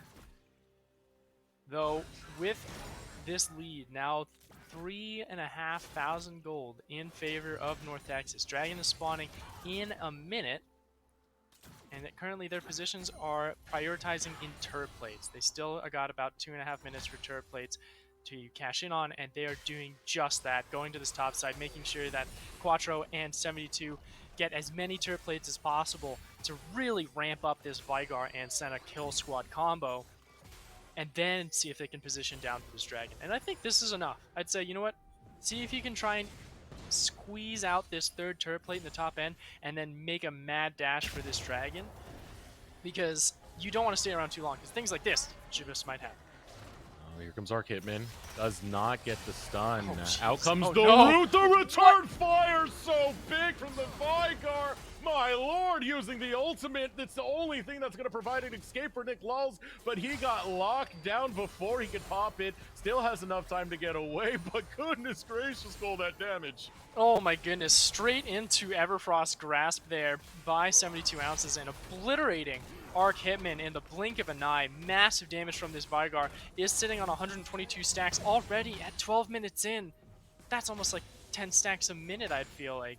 But nonetheless, sitting at also 225 AP in total as well. That means this is going to be a world of pain for this Emory University composition to deal with. They've got a tank, they've got Poppy to deal with it, but he's going Hullbreaker first, which means he wants to be split pushing. I don't feel like that's a good idea if you're a Poppy. In this situation where you have multiple split push threats on the side of North Texas that can handle you, a Tryndamere, a Trundle, and a Mordekaiser can all handle a Poppy very easily. And you need to team fight. You need to get on top of Quattro and 72, and losing those resistances while you're team fighting with the rest of the rest of the members of Emery doesn't sound like an appetizing idea for myself. But I don't know. I may just be the only one thinking this, as Goldra is fishing for hooks here, while at this moment, with this dragon being taken, second dragon of the game, Hextech was gone. It is an infernal map. I am looking towards North Texas to try and close this game out quickly, but they can also play that slow and steady game style with how effectively this composition scales. Yeah, we were talking about that draft, right? There's so many different ways this composition can work. There's so many different tools you can utilize. So many different players can be big in this game. But Kaizen, I will be watching him in the side lanes to just constantly keep pushing that in. You got this scaling that's going to come out of 72 ounces on this Vigar, who is not just cashing in on the stacks with the minions. He's been cashing in on the stacks of the turret plates, able to collect in so many in the bot lane and the top lane. He's gotten such a nice income throughout this game so far, to be set into a state where he can be a disaster to get locked in a baby cage with. Arc Hitman running away from the threat of economics as the rest of University of North Texas continues to hold their footing on the rift, but there is a package coming through. Quattro flashing fast enough to not get locked in. Snare comes in, and the baby gauge gets put down, looking to lock down Goldra, popping the stopwatch, but it might delay the inevitable here, because there's the Primordial Burst. Economics goes right after Arc Hitman. The ultimate's gonna miss, though. It's still gonna be another one down. Lomillion falling. Be Kaizen, there it is. Event Horizon gets placed. Sorry, Squilliam, not today. Quattro picks up that kill. And on the bottom side of the map as well, we had Volmillion get soloed out by Kaizen, as you had called out. And this is just every single point of Emory University's defenses are falling to the wayside, plates and all, turrets and all, as North Texas is looking to just take this game over by storm. And they are doing just that with how phenomenal they're playing. And it's just the individual power of each player that is able to outmatch their opponent. And not to mention, their draft is just built counter after counter. They took this red side draft and they said, we're going to counter everything that Emory University is going to try and do. It doesn't matter if they try and steal picks away or anything. We will beat you 1-to-1 and force duels and force fights at every single point in this game. And they're doing just that. Even trying to take the chickens here away from Arc Hitman. Sure, you may not get the stacks, but that's a lot of gold gone, and you are starving out the carries of Emory University. It is going to be such a steep hill to climb to get back into this game. And if I'm looking at Emory University and I'm saying, all right, how do we really wiggle ourselves back into this fight? Group up as 5. Get into a point where you can force onto one individual member. You know that the flash is down on Quattro. Take him out. Kill him. But instead, it's North Texas that's grouping up and taking members out one by one. Too easy for University of North Texas as they just catch out anyone in the side lanes. They're the proactive team. It's kind of Emory who's just turtling up in their base, trying to get some vision and just dealing with the waves that are crashing into their towers. They're not really making a play here. It's kind of falling off of a whimper, and we need to see something done because this gold lead is only going to get bigger. The map control is only going to get scarier. Shelly now hitting the rift as University of North Texas, they're knocking at your door, Emory. Not just knocking at your door, they're kicking it in. They are not knocking here. They're like, hey, we came with a package, and that package is death, and we are going to deliver it to you. And 72 ounces might just deliver it straight to Lolly. Oh! One combo is all it took for 72 ounces. Throwing out the chickens will be Kaizen onto Goldra. Underneath the tower will pop the ultimate. The Undying Rage being used will still be able to slide away and get to safety because Quattro and 72 bring way too much damage and they just keep walking into the baby cage. Ultimate gets popped by Quattro, will not take down Goldra, but 2 were found in that last engage. University of North Texas, they're just closing in the final stages of this match. And it's just absolute domination from North Texas every which way. Emory University is playing straight into their hands, keeping it a laning phase focus to where the members of North Texas can dance back and forth between these lanes, punish the catches, punish overextensions, and blot out this vision. Sure, their vision's not phenomenal at the moment, but it's because they're resetting. They're going back to prioritize this dragon to get to Soul Point. Dragon spawning up in 20 seconds. Here comes all the reset from Mordekaiser as well, from Swartz. Everyone else is already parading down to this dragon. Going to go ahead and take it. And speaking of taking things, Kaizen, thieving away, stealing in front of the faces of Emory University, taking those Krugs away. Might just see if he can take a life as well. At this moment, playing it safe. Doesn't need to do anything brash at the moment. All you gotta do, take that dragon, and then hey, 18 and a half minutes. You got Baron in about 75 seconds. I would say go ahead and start prepping that up. Your team is totally a-okay to take that Baron at 20 minutes. Like Trundle, Tryndamere, very fast killers. You've got the sustain from the Senna. The only thing is it is a little bit slow because you don't have items to like just burn down the Baron's health bar. But you've got the capability to turn those fights, force choke points, and bait out any attention from Emory University. And speaking of attention being baited out, Ryan Swartz forcing a 2v1 here. He still does have the Death Realm in his back pocket to challenge. We're just looking to see if he can flee for the moment. Looking to get away. The ultimate's going to miss out of Arc Hitman. Challenge coming out of Ryan as he continues to lay into Arc Hitman. There's 3 people here. You're committing so much to try and take down the top laner, but look at your base. Bakaizen goes straight for the bot lane inhibitor. The mid lane inhibitor tower falls. Mid lane inhibitor is going to fall, and so is Squammy. It was just free for University of North Texas. And I would be typing in all chat right now if I was Ryan Swartz, just putting hashtag worth there. I attracted 3 of your attention to go ahead and get 2 inhibitors and a kill. And this is looking to me, at this moment, you're rather squishy, to be honest, for North Texas. But you could start Baron if you wanted. You could threaten it. You got Triforce on the Trundle. You got the Gale Force finished up. You've got all the Mythics suited, but they're going to play the slower and steadier route. Like we mentioned earlier, they're the team that outscales in this composition. They've got infinitely scaling Vygar, and they've got infinitely scaling Senna. There is no rush. There is no time constraint on North Texas's victory. It's just that advancing imminent death that is coming towards Emory University, and it's just a phenomenal performance that the members of North Texas are pushing out. And I am very much impressed on how quickly North Texas was able to learn from some of their lessons. Even though they dominated game 1, they were able to get a strong lead early. They have learned from the slight mistakes that they did make in game 1 and said, all right, let's not make those punishes. Let's play slow. Let's get that vision control ready. Let's force those chokes. And we will take this game by storm and really stamp our lead in this Southeast region. Last chance for Emory. They have the package on Squammy, hovering around, not willing to challenge it. Gonna pop the ultimate to get the disengage. Pulled in as Nick lulls. Package to use on a disengage as the ultimate's going to be popped by Quattro. Gets the shielding and Kaizen goes deep for the dive. Whacks a minion. You know, you could mistake Nick Lulls for one when the poppy's right there, but going to fall to the tower in the process while minion goes in. Goes after 72 ounces. Doesn't get anything. He's going to get a trundle on his back. Flashing over the wall will be Quattro. Looking to finish the job now. Only Arc Hitman's alive. This is done. University of North Texas, they adapt and they come back with authority in this game number 2 to take this as a 2-0 series goal. And they've got a super minion wave as well to go ahead and parade it into the turrets from both mid and from bottom lane. You got 10 seconds till Nichols even spawns. This game is as good as done. Massive performance from University of North Texas. Oh, flash away from 72 ounces. Save the KDA. No, we got. Our Hitman got him. Unable to save that one, but the game is still in the hands of University of North Texas. 2-0 in the series.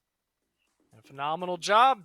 Like I said earlier, they had learned from their lessons in game 1, even though they had that dominant early game performance. They said, hey, there are a couple places that we got caught out. There was around those objectives, prioritizing those different choke points. We kind of stumbled on those situations and prioritizing wrong targets and sort of spreading out our damage throughout those skirmishes. But this time around, none of that was happening. It was everyone on a single target, one by one, making those proper picks, forcing the laning phase to be in a constant state of motion there, then we really never got out of laning phase in this game. It was constantly one person on a side lane, one person crashing and throwing that side lane away and then catching another member out, punishing lack of vision control, and North Texas did everything to the book, and they did a phenomenal job doing it. Well done to University of North Texas for this 2-0 of this best of 3. I definitely feel like part of this played into the draft and the way they focused down onto Arc Hitman, yes, and taking away his Hecarim when we saw that game number one, the ways that we saw Emery kind of get back into this was off of our Kitman, getting those onslaught of shadows, those surprise engages so fast, so clutch. That is what kept them alive in game number one. But that was banned away. He was forced on the Viego, and he couldn't have the same impact. He didn't have the same tool set. It was a rough game to fight from behind, but it was North Texas really dissecting their team, understanding where the strong points were. Definitely a huge dub for them. Congratulations over to the University of North Texas. But we have to give a shout out to our hero of the game, and the Leukemia Lymphoma Society is here to sponsor that out. Jaden was diagnosed with T-cell acute lymphoblastic leukemia in November of 2018. Prior to his diagnosis, he was a well-rounded athlete, playing almost every sport until one day during a football game, he fractured his arm and was done for the season. After his cast was removed, he was cleared to play sports, and it was basketball season. His season went on. Jaden was always tired and complaining of headaches. After seeing several doctors and being screened at Children's Hospital, Jaden's family received devastating news and his diagnosis. The doctors took immediate control, and he started his treatment. As of December 2018, Jaden went into remission and remains in remission to this day. LLS provided life-changing support for Jaden and his family. They are forever grateful. As Jaden is an LLS hero. So, just like LLS is making an impact in the cancer community, the LLS hero of the game represents a player who made the biggest impact in the match played, whether it was a clutch play, a sacrifice, or providing strong leadership when it mattered most. Cole, hit me with it. Today's LLS hero of the game is... It's Economics, running a immaculate masterclass performance on the Viego in game one, and then a dominating performance as well on the Trundle Jungle, getting that first blood. Congratulations to you, Economics. We have you here. First off, initially, Thank you. GG's, a phenomenal performance, and I gotta hit you with it. So you guys played a little bit of an ego comp, I'd have to say, in game two, with everything being hyperscaling. What was the thought process of sort of drafting and approaching this series against Emory University? So it's funny you mentioned that. We have our center of our bot lane is actually one of our like homebrewed bot lanes. It's something we actually practice really often. It's something we came up with, and once we saw the Viego pick, we're like, this is an instant Trundle game because Trundle hard counters Viego. So it was a really easy for us to go to, and Trundle pairs well with the center of our bot lane because Trundle doesn't have that much CC, and the center of our have a bunch to set him up. So it was really easy for that. We like the Tryndamere pick into Corki, and we like the Mordekaiser into Poppy. So we kind of were looking for counters all across the board. So it was just a great game, great draft for us. I gotta ask, because that game number one was intense. What were the comms like? What was going through, the entire chat room as that was concluding? Because Emory were really close from snatching that away, but you guys still snapped back.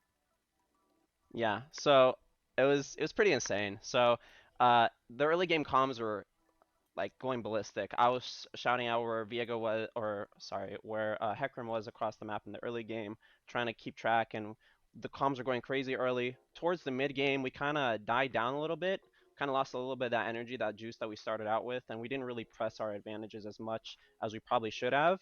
And we kind of regrouped after that first game and kind of went over like, hey, maybe we should be a little bit more aggressive and really push for vision into the enemy jungle, which is exactly what we did in the second game. And the game was a lot shorter, as you saw. So.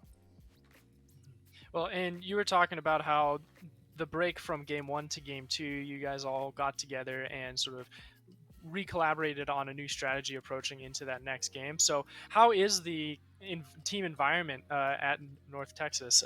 Is how much of it is a good ecosystem with the school, with the program, or is it more of just a club and a bunch of friends having a blast and seeing how well you can take the NACE Starleague?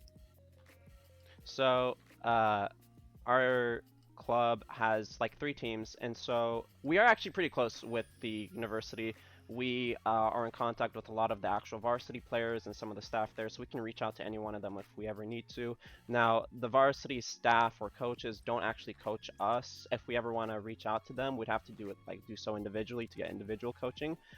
We have like our own volunteer, someone who came in. His name is Alec, to help coach our team, and he's done a fantastic job. I love him to death, and so he's been putting in his own time to help us grow, coming as a team, and It's been fantastic. We have a great ecosystem here. I love all the guys that we play with, and it's just a great and fun club overall. So, yeah.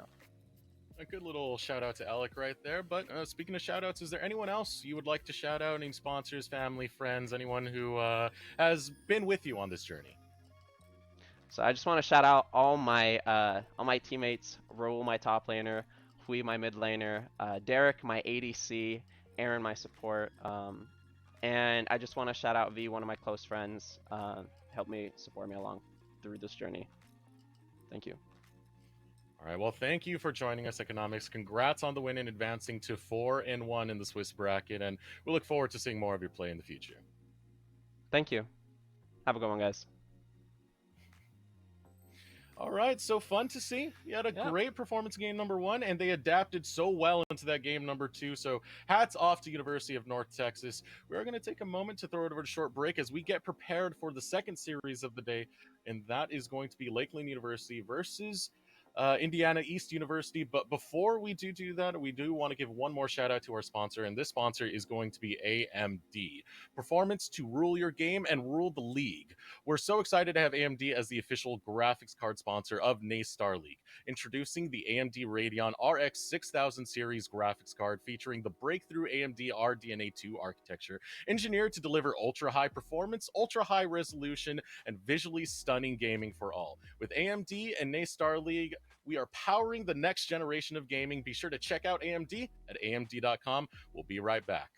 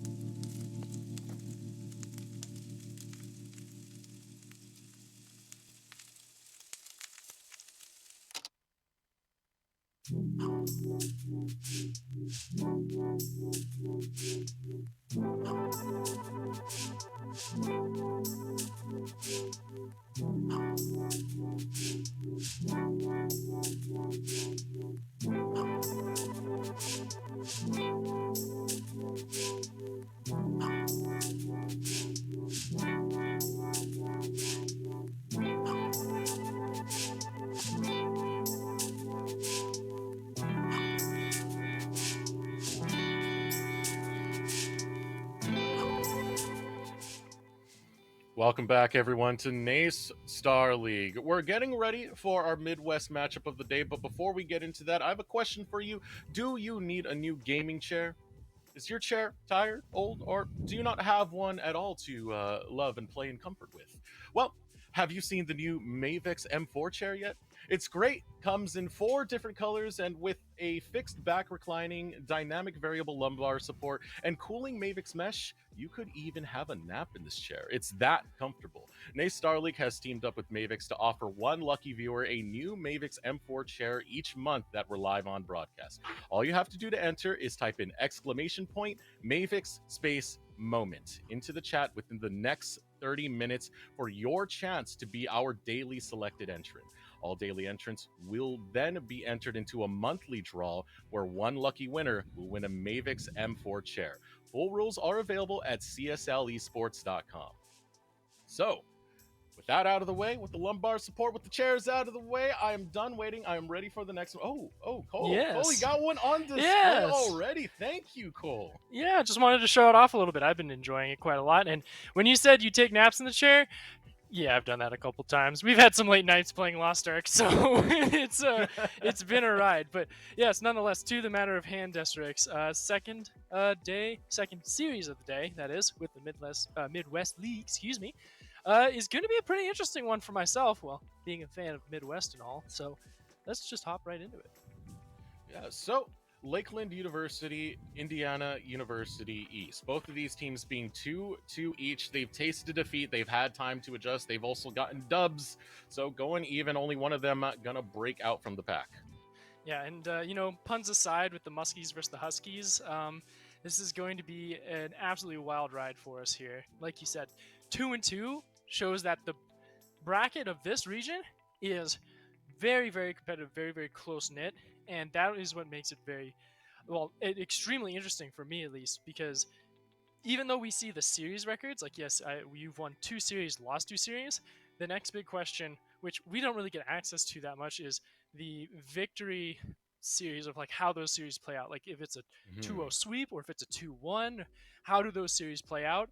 And the Midwest region is very, very populated with those 2-1 series ties out. So that's just showing how volatile these teams can be, how volatile this region is, and getting more deep into this matchup in particular, I'm really looking at this mid lane between Padawantano and Nixter. This is going to be very important for these two teams because we saw it in just the last series as well, that if you have a mid lane that can just take the game by storm, open up the map, it gives you jungler priority, it gives you top lane priority, it gives split push capability to be always online, and having that flexibility to do multiple composition strategies, different lane assignments, multiple lane assignments, it makes it so much easier to win more, win harder, and that team on the back foot doesn't give them that many options to try and swing themselves back into this side of that match. So, getting a look at these rosters and some of the champions that are played, one of the ones that sticks out to me is Resp Einstein, because he is still stuck in a different meta, Cole. We are back with the beefy boys. We got the Urgot, the Darius, the Scion. Oh, but those are fun champs to play when you can get that lane bullying going down. The only problem is it's just not the most potent thing when you want to get something early on in the draft. Yeah, but they're lane bullies, right? So to me, that creates this factor of I want to be left alone for, let's say, 10, 12 minutes of the early stage before turret plates fall. Like, while turret plates are standing, Resp wants to be left to his own to just absolutely body his opponent. I don't think that's going to happen, though, because looking across the board, looking at skill matchups in their own rights, like, yes, we only have really OPGGs to go off of. I'm looking at this top lane. Could be pretty difficult to deal with. And when you are the lowest rank as well on your team for Indiana, you are the silver 1 player in a team of rank plats. is just a number, Cole. Rank, just a number. I'm sorry, age is just a number. rank gives a little bit of an implication, because when you are that quote-unquote weak link, just that implied weak link, it's a lot easier to gang up on that weak link and rip that off of the chain than it is to try and go for something that's a little bit more tougher, like conceded in that bot lane with Uncle Bert. So I want to see this counter pickup for Indiana because thankfully they're on red side. And as this has been happening, bot lane is pretty much already said and done between these two teams. So it's like Jinx, Jhin, okay, cool. Lane dominance versus hyper carry scaler for team fights. With the Seraphine, evens out the game a little bit. But it's still, you've got that weak chain on the top end, but you've got counter pick capability with the red side matchup. That's what's going to make this draft in this first game of the series so interesting to me, to see how well both these teams either exploit weaknesses or embolden them and sort of create a bulwark to really level the playing field. Oh, this little combo right here, grabbing the Lux alongside the Jinx. There's so much long-range execution you can get with that combo. But the Blitzcrank being picked up by Lakeland University, the grabby hands, the rocket grab can come out of anywhere. It's a real menace that we've seen in the right hands. You could just roam out and dominate a mid lane by constantly applying pressure there, constantly putting threat there. So lots of long range, lots of pick potential so far from Lakeland University. There goes the Malphite ban as well, showing that I want to play Bruiser, but it's the Camille pickup that I'm not a fan of. It's a blind Camille. And you have that counter pick capability, but it might be something more in favor of saying, hey, let us see if we can go for a mid lane counter pickup. Or a potential jungle pickup that gives us a little bit more priority early game to oppress lanes or to have a hyper scaling, hyper farming jungler to really just take the game by storm. So Indiana University is going to have to create a good argument for myself to validate this Camille top pick so early on in the draft. As Trundle is also taken away, did a very strong performance on economics in that previous series, and I would expect another jungle ban. There we go, Nocturne once more gone off the list. Indiana University having to see what they have to blind. So pretty heavy on the jungle bans. Taking away that Nocturne, Xin Zhao, and Trundle. Now looking for what else is going to be picked up. Still a solo lane available for Indiana University East, so they are going to save that mid lane to be the counter pick, sacrificing their top lane for the early phase of the draft. Lakeland got 2 more to pick in, as Indiana University are going to grab the J4. And another oppressive lane gank focused jungler to clear out, do a 3 camp, prioritize on getting an early kill. And being on red side, it's a little awkward, just because you start on the blue side. Well, you touch your Gromp, like you clear Gromp and blue fairly quickly. They're together, so it's easy to just leash them and then send it to the top side. But now, looking at an early level 3, level 4 gank onto this Camille to get a snowballing against a Mundo, that's a little bit tougher. That's where that whole snowballing potential to get this Camille online, to get this Bruiser player into a place of always being able to duel someone is going to be a lot rougher, even with the true damage that Camille can apply. So be curious on how this early laning phase and these first initial jungle clears pan out, as the final pick is going to be that Rakan. So it's going to be a Jhin Rakan in the bottom lane with Seraphine in mid against a Lux.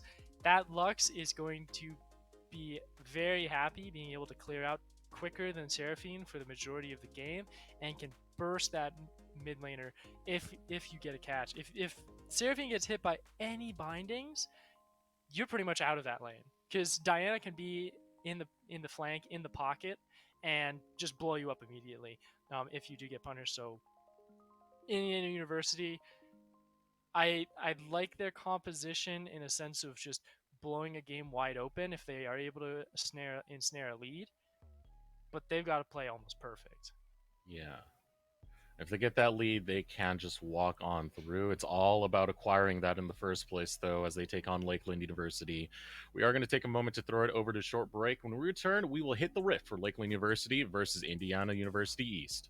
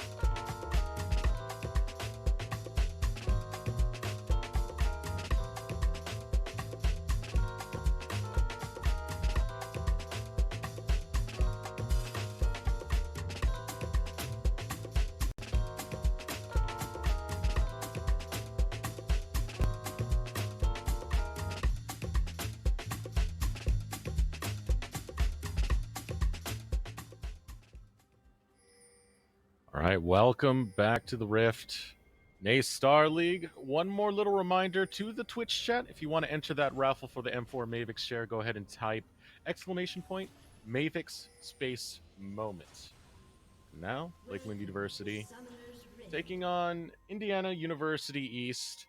We set the expectations real early into this one. Indiana, they do have to get a lead if they want to run through Lakeland, but if they can get that lead, it is a strong composition. Lakeland, it's just about lock him down and shut him out, and already an attempt coming out of Uncle Bert. Yeah, looking for that hook, and unfortunately not finding the catch on that one. But hey, you know, Uncle Bert, he's going Predators Blitzcrank. Didn't even go Boots, just Predators Blitzcrank. He's probably going to rush Boots as fast as possible, get to that 300 gold ASAP, and then just send it. And be a like roaming support. I would understand a little bit more if I was in that Jhin or Caitlyn lane or something that's a little bit more safe against a Rakan Jhin matchup. But you know, sometimes you just gotta do what you gotta do, and to see if you can get other lanes online before the Jinx hyperscales out of control to where you know the opposing team cannot handle it, where the Indiana East is left to their own devices. But enough said about that. The other thing we're looking at is how well we're going to have this top lane focused upon in this matchup in itself, because there's Lemon on the Camille, and there is the Mundo on online to sort of keep everything safe. Here we go, level 1 cheese once again, back at it. It's a Blitzcrank, you gotta be expecting it, Rogue. There's the Ignite being burnt. Rogue Monkey's trying to turn this one around, but come on, man. It's the Rockets, it's the Blitzcrank, it's the Ignite, it's the damage. First blood goes the way of Lakeland University. And a great catch on that to get this game going and get this lane online. Now with Conceded already a kill up with the long swords to boot. Is chugging those potions, sure, but oh man, that gives so much freedom for the rest of the team, especially for Galaga to prioritize different lanes. And maybe see if you can get some kills onto yourself against Lemon, who did go teleport Ignite, so no flash to escape. So if you see that hook shot used against this Mundo for online, then that is somewhere where you could have a window of opportunity. But the other one we were talking about too in the draft was Padawantano versus Nixter. This was the important lane for myself this matchup, because this is where you could really blow this game wide open, especially with how long range they are, how much both these laners prioritize those champions in that laning presence to push the wave out and then assist your junglers around those objectives. So watching how they sort of position themselves around those lanes to clear them out and around their partners is going to be very important. As Ward is dropped out, they know that Galaga has cleared out their top side of the Rift. They know he's on the bottom end, so you gotta play careful here, Rogue and JV, just for a little while. Bert looking for the rocket grab to set up for Galaga, but Galaga not going to take any time wasted. Goes right after the Scuttle Crab. To be expected. Or no, just one Scuttle. Yeah, just one Scuttle. Very standard starts coming out. Carpfish was ending over towards that top side, having that priority from Lemon to push in that wave and safely grab that one. Curious if any early ganks are going to show up in the mid lane. You know, the things about champions like Lux and Seraphine is if you are able to burn their flash early, it is a very repeatable lane to just come into to try and get that early dominance so they can shove out that wave and open up the map. And especially when you're looking to see if you can get early dragon priority as well. Uncle Bert jumping onto Rogue misses the hooks. That was a little unfortunate, but the flash was still available for Rogue Monkeys as well on this Jhin to get away if needed. So this moment, push forward. I still don't like how forward push they are, but hey, it is all up to how Conceded wants to play this map, right? He's the one that's in control, and it is a slow push, so it is going to inevitably crash up into Rogue Monkeys and JV's side of the map. And just around the same time that Galaga would be coming down bot lane to say hello. So it might be a perfect time to say, hey, let's shove in, let's go ahead and hit that reset. And prioritize this dragon instead. And honestly, I feel like that's the best way for LU to do this.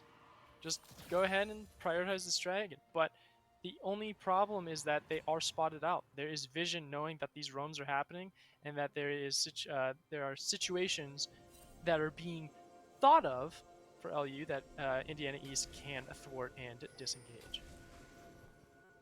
So some of the hooks Uncle Bert has been going for, it's kind of devastating if a hook is able to land on this bot side. If you don't flash it in time, you pretty much lose your chance to get out of any crowd control. The Jinx traps will come down right after and chain into that CC, setting up a pretty spicy lane for Gallica to want to gank into the future. As they shove in this wave once again, shoving in this lane once again to get that priority on the bottom side to enable Gallica to start up this Drake. See if he does itch to start it, but another vision ward spotted out by Galaga. We'll go ahead and clear that out and delay his objective advances just for a little while. Is online taking some damage there by Lemons with the scissor kicks. His precision cuts. Ooh, the hook shot. It connected. Lagged out for a little bit, but this might be it. There's the kill. Wonderful job by Lemon whittling away at this Mundo and being able to get maximum punish. Great start there on the top side. Both 1-1 now for the teams as Dragon's taken. Dragon's taken, and so is the Seraphine. Nixter getting picked up by the rocket grab. The chain of damage to follow too big. Nixter falls. Yeah, it looked like that the final spark did not connect onto Nixter Seraphine, but that doesn't matter. He had enough damage to obliterate that very, very squishy champion. And Padawan gets that kill for himself. He's going to go ahead and recall. No mana, pushed wave, that's fine. Get the kill, see if I can get Lost Chapter. And boom. Go ahead and grab that one up for yourself. Maybe see if you can get level 1 boots while you're at it, but you know what? Whatever suits your fancy. As we clash out back onto the Rift here for LU, who has been able to get those couple of kills and onto the right members too, to see if they can translate into a strong mid-game performance. And speaking of mid-game, a great way to get that started is by accelerating onto this Rift Herald, which would be spawning in about 45 seconds. And that's all a question of if Uncle Bert wants to put some pressure there and apply this Blitzcrank Predators presence in that top side of the map, because you have plenty of room to do just that. You know that summoners are down on Lemon's Camille, so he's not really itching for a fight at this moment against this Mundo, so just push it out, threaten it with Diana, and as long as you have some vision to sort of prioritize around it and see the attention being grabbed and so on, you can possibly bait Indiana East into a trap. It's really Uncle Bert stepping forward. So he has that bottom lane presence before he does anything else really on the Rift. Quite a bit of mind games in the bottom lane, just having that Blitzcrank. You know, there's the old saying that, what is it? The best hook is the one you don't actually throw. Just having the threat of the hook constantly there. And you're seeing what it's doing right now. Uncle Bert goes up. He doesn't need to throw the hook. It chases Rogue and the Rakan right away. They don't want a chance getting picked by the rocket grab. Yep, and that's XP being lost. Sure, you got one melee minion right there, but that's another melee minion gone. That's another melee minion gone. That's experience and gold that you're missing out on, and that is going away to the wayside. And that's level 5 versus level 6 here in the bottom lane. This is looking to be a fight. Ooh, the engage, able to get the punch onto Rogue Monkeys, looking to pull him back in. It's going to be Galaga with the Moonfall who gets him pulled in. Now looking to run away will be the Rakan. Gets caught by the Zap, super mega death rocket on the back end. Such a successful gank in the bot lane for Lakeland University. And now that bot lane is broken wide open for Lakeland, they can go ahead to the mid lane, go ahead to the top lane. Nice catch, Nixter! No, you gotta be kidding me, Nixter. You saw them roaming up towards the river after that kill. He gets caught out, and it's another one going the way of Lakeland University. And Uncle Bert going straight back to the bottom lane. I'd say just keep going top. Keep coming up with Galaga on this Diana. You killed mid lane immediately. Do it every lane, yeah. And not to mention, you know, Rift Herald's there. Just take Rift Herald while you're at it. Like, you got the pride to do it. There's no reason to stop. I guess the reason he did was just to go back and get Moby Boots so he can go even faster. Well, he's had the Moby Boots for a while now. Actually, this is his first purchase. It's like I guess you go back for the Ruby Crystal and Cloth Armor, sure, but you didn't need that. There's really, like, it feels more of like a cheater strategy. Just like, all right, go back, get back on mana, get the Vision Ward for that extra priority. So it's more of the vision control that they reset for than anything, rather than the items. So here you go, Uncle Bert's in town. He's up in top lane, up in mid lane, making sure that Galaga is comfortable to go ahead and solo this Herald for themselves. And here, where do you go ahead and put it? Well, I'd be looking at bottom lane. Get this Blitzcrank online fully. Yes, he's already roaming around, but if you go ahead and break that bot lane open, throw Jinx into the mid lane and put Lux on the side lane instead, it's totally fine. But, you know, lane assignments to the wayside, Uncle Bird is just torpedoing himself into these lanes to just, yeah, like you said, the invisible hook is the deadliest. The one that is not used is the most powerful. I'm loving it. I'm loving it. He's just popping Predator anytime there's the slight opportunity of a game. Yeah. Runs in at full speed. You know, it's kind of sad that it's this current iteration of Blitzcrank where he gets the slow at the end of his movement speed boost on the overdrive. Right. But still fun to see when he runs in that fast and that aggressive. This is what you need to see on Blitzcrank, right? You can't just be in the lane trying to be another figure to get your ADC online. You need to use the entirety of this kit to be effective. Exactly. I think it's just still, it's ridiculous, man. New champion, Renata Glass support, gives people a attack speed, movement speed steroid that's also a Zillion ulti and a Zion passive, and gives them a self-revive if they get cut down. And Blitzcrank still has a slow on his W, and it's forcing flashes left and right with Predator boots. Like, the game of League of Legends is one of the most complex things out there, I suppose, as Dragon going to be taken with ease here for Lakeland. You know? Oh, another catch! Oh, He's Uncle out. Bert. What the hell, man? He's just taking names, taking bodies, taking anything he wants on the Rift. Rift Herald's gonna go down in the mid lane as Siege is now set up from Lakeland University. Uncle Bert just circling the waters here, trying to find a way into Nixter to get another rocket grab. Doesn't really need it. The threat is good enough. It's not going to be enough to take down the turret just yet, but a good influx of gold as they grab those plates. I assume so, as clearing out the vision, making sure that there is nothing available for Indiana East to step out into the river line. All of that vision is really defensive there for Indiana. The only like aggressive or offensive ward is that control ward in the top part of the map that's sort of in that elbow brush right next to blue buff, that upper quadrant, but you know, it's not really doing anything at this moment, as Uncle Bert is the one doing everything, pressuring forward in this bottom lane as well, seeing if he can give Galaga some room to look for a dive, but they will have to be careful. Carpfish is in the vicinity, looking to see if he can find that counter gank. But what if they find Jarvan before Jarvan finds them? Here we go! Uncle Bert quick on those grabs. This is one of the more fun games to spectate on. Just, you know, it's 6-1. It's a strong lead coming out of Lakeland University. Whenever you have a Blitzcrank in the game and the Blitzcrank team has a strong lead, it's just Blitzcrank making play after play, trying to find something, trying these rocket grabs, because he has no fear. He knows his team's ahead. It doesn't matter. If it lands, it's still going to be a kill nonetheless. Yeah, and they have so much burst damage from the Diana and the Lux alone that if you catch it with any of those players, and with how squishy Jin and Rakan and Seraphine are, it's just those three, and it's like, boom, dead. It doesn't even matter if Camille's winning this top side. And really isn't. Like, it's 90 CS to 112. So this Camille's probably beyond frustrated, because this is where it's like, oh, someone's going to say top diff, I wasn't influential, but it's really just Uncle Bert running riot. That rocket and the catch. Oh, Uncle Bert gets caught by the hook shots. Nice sidestep from Nixter to get away from Nixter. Now Uncle Bert waiting for that cooldown. 4 seconds left on the rocket craft. Not going to have enough time to actually get that up, but all that being said, Lakeland University used the distraction. Lemon was pulled to the mid lane, so they're going to take that top lane tower. Yep, top lane tower is gone, and with this to concede, is looking to try and get a 1v1. Careful, though. You got to get it quick, because Cardfish is in the vicinity. You used that Gale Force. Oh, you messed up, Cardfish. Oh, no. That hurts. It's still going to be successful. No, it's not.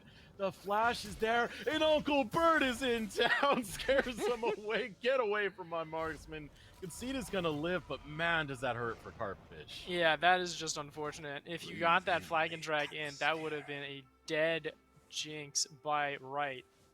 Unfortunately, not able to. It has to trade flash for flash. But thankfully for Rogue Monkeys, that does give him at least time to continue to farm up and see if you can get some pressure here on this bottom lane before you reset. But it's awkward because you don't have any mana and you're half health. You gotta reset here if you're Jin. And see if you can cash in on items. See if you can get to that Gale Force. You're still sitting on that new quiver, which means to me, you've got some gold to spend. Dargon's Buckler finally finished there for JV. And here's Uncle Bert seeing if he can find Nixters. He's dodging, ducking, and diving. able to get away for now, just to calm the storm. Making all the attempts is Uncle Bert. Good tries to be had there. We do now have the Gore Drinker finished onto Carpfish, so he is going to have a lot more of that front-loaded damage, a lot of that front-loaded burst when he is able to get Flag and Drag Cataclysm, use the passive auto plus the Gore Drinker. Now Uncle Bert, seeing the situation that was handed thanks to Padawan, will take advantage of that one so easily. Padawan grabbing that kill. And all this time, Uncle Bert has not gotten a single kill for himself. He's been able to give those kills every single time to his teammates. And that is so important. It's a true uncle. Yeah, he's a true uncle. He's really helping out his bros, helping out the family. Making sure that they all get to ride in the cool car too. Uncle Bert, though, can you give him this one? Oh my goodness, Conceit is going to say, that one's for me. I call dibs. As it is 8 kills to 1, and it is encroaching on an 8,000 gold lead with that turret. It does. He's like, can I get a couple more shots in? Those shields are still pretty potent on Rakan and Jarvan respectively. You only have that Gale Force at the moment. And with Dragon in 20 seconds, this is all but Lakeland's. I love how in that last little exchange, Uncle Bert didn't have the mana for the rocket grab. He just walks up under the tower and punches him anyway. Gotta respect that. Again, another true uncle, roughhousing you the way he should. Now Dragon priority as Dragon does spawn coming out from Lakeland University. Padawan just deletes Rogue Monkeys. My goodness, this game is forfeit at this point. Lakeland University just so strong, so far ahead, led off their faithful Uncle Bert. Yep, and that's sole point there for Lakeland. The only real sigh of reprieve here, or relief, for Indiana East is the fact that this is a Cloud Soul Dragon. It's like, okay, they ult, they get to move a little faster. No additional damage, no additional cooldowns. Sure, there's some slow resist in there from the natural Dragon Soul itself. But, oh, we have a solo kill on the bottom side of the map that had just happened because we're too interested to see if we can shut down the Camille. And they are going to be able to shut down the Camille. Online Gamer grabs that kill off the assist of course, Uncle Bert. But Galaga in the bot lane didn't need Bert, just needed Conceited. Grabs that kill onto Nixter. So 2 down, opposite sides of the map. Lakeland making plays. Seeing if they get some more turrets as well. And this just comes down to how quickly Lakeland can close this game out now. 17.5 minutes in. This feels like a game that could be done in less than 3 minutes from now. It all depends on the tempo and how aggressive Lakeland wants to play, because they've got the range to harass under turrets, they've got execute capability, they've got Baron killing capability, and they've got siege capability with all of their team at the moment.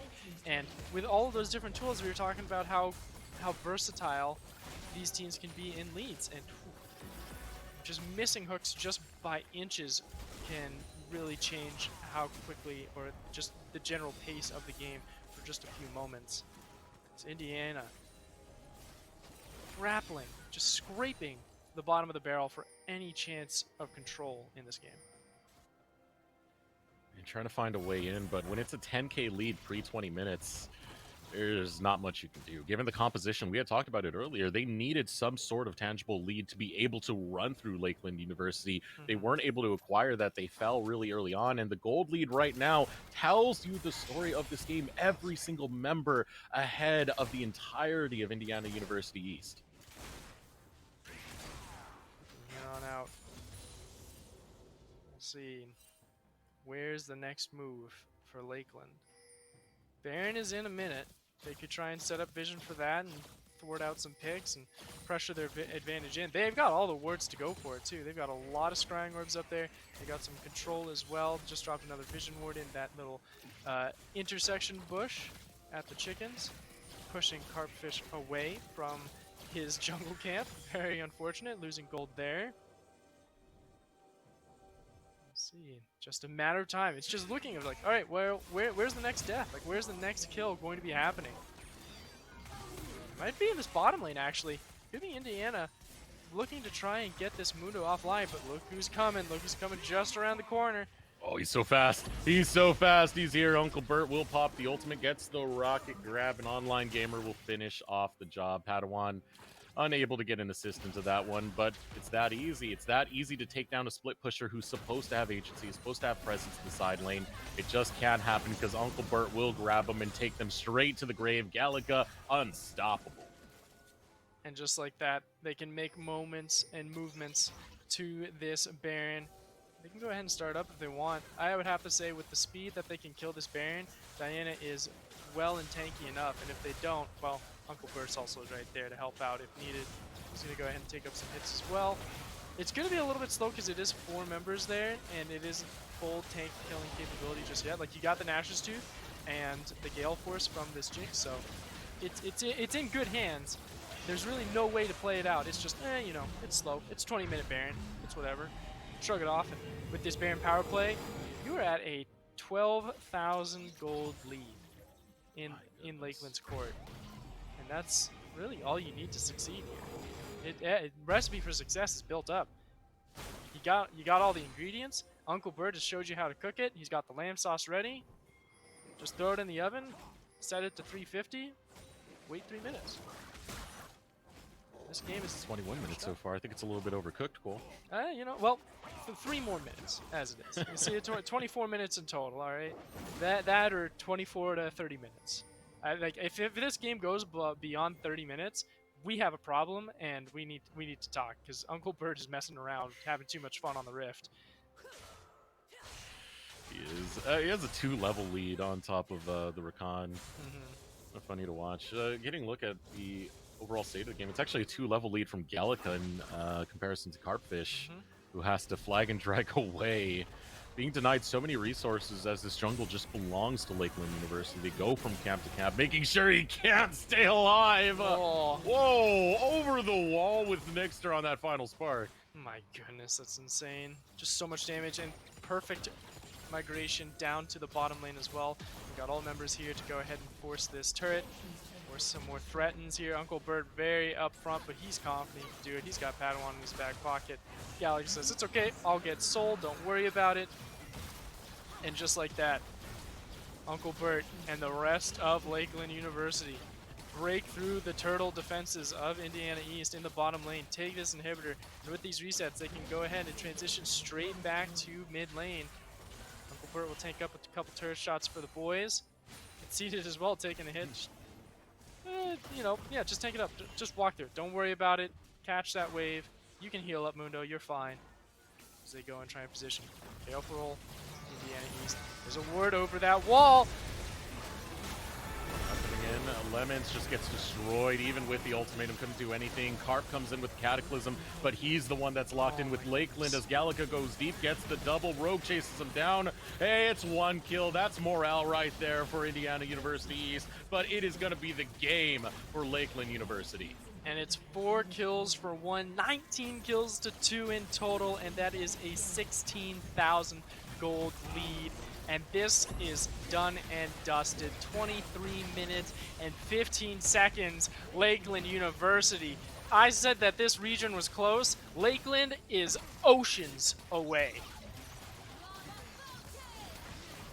Just playing with their food for the final stages of this game before that Nexus falls. Lakeland University, that was a display coming out right there. Yeah.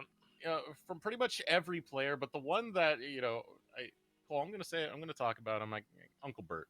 Yo, You got to give props to that Blitzcrank and just how active he was. In the early game, he gets first blood, goes right for the kill, gets the hook onto the Jhin, then afterwards plays it slow. Once he's able to get free and get those mobility boots, he was no longer in that lane. He was tearing up the Rift in every single angle. Yeah, and Uncle Bert just did a masterclass on showing how well a roaming support can just take a game over and dominate every single matchup, no matter the consequences. And you know, there was just no answers from Indiana University to try and get back at him. Like, Rakan never really tried to look for any pressure on bottom side when he was out roaming, and even when he did roam, it was small little windows of opportunities that you could even look for onto Conceded on this Jinx, who was playing safe, playing defensively, to make sure that as little opportunities as possible to have a window to get back into this game and to get a sense of control, for a carry to get kills here or there.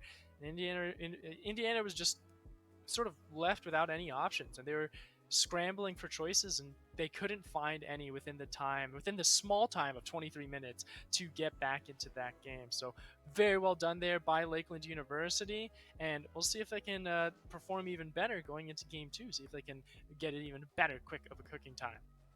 All right, so a strong performance from Lakeland in this game, number one. Will Indiana University East be able to adapt? We'll find out in a couple of minutes as we throw it over a short break and get ready for that game number two here in NACE Starleague.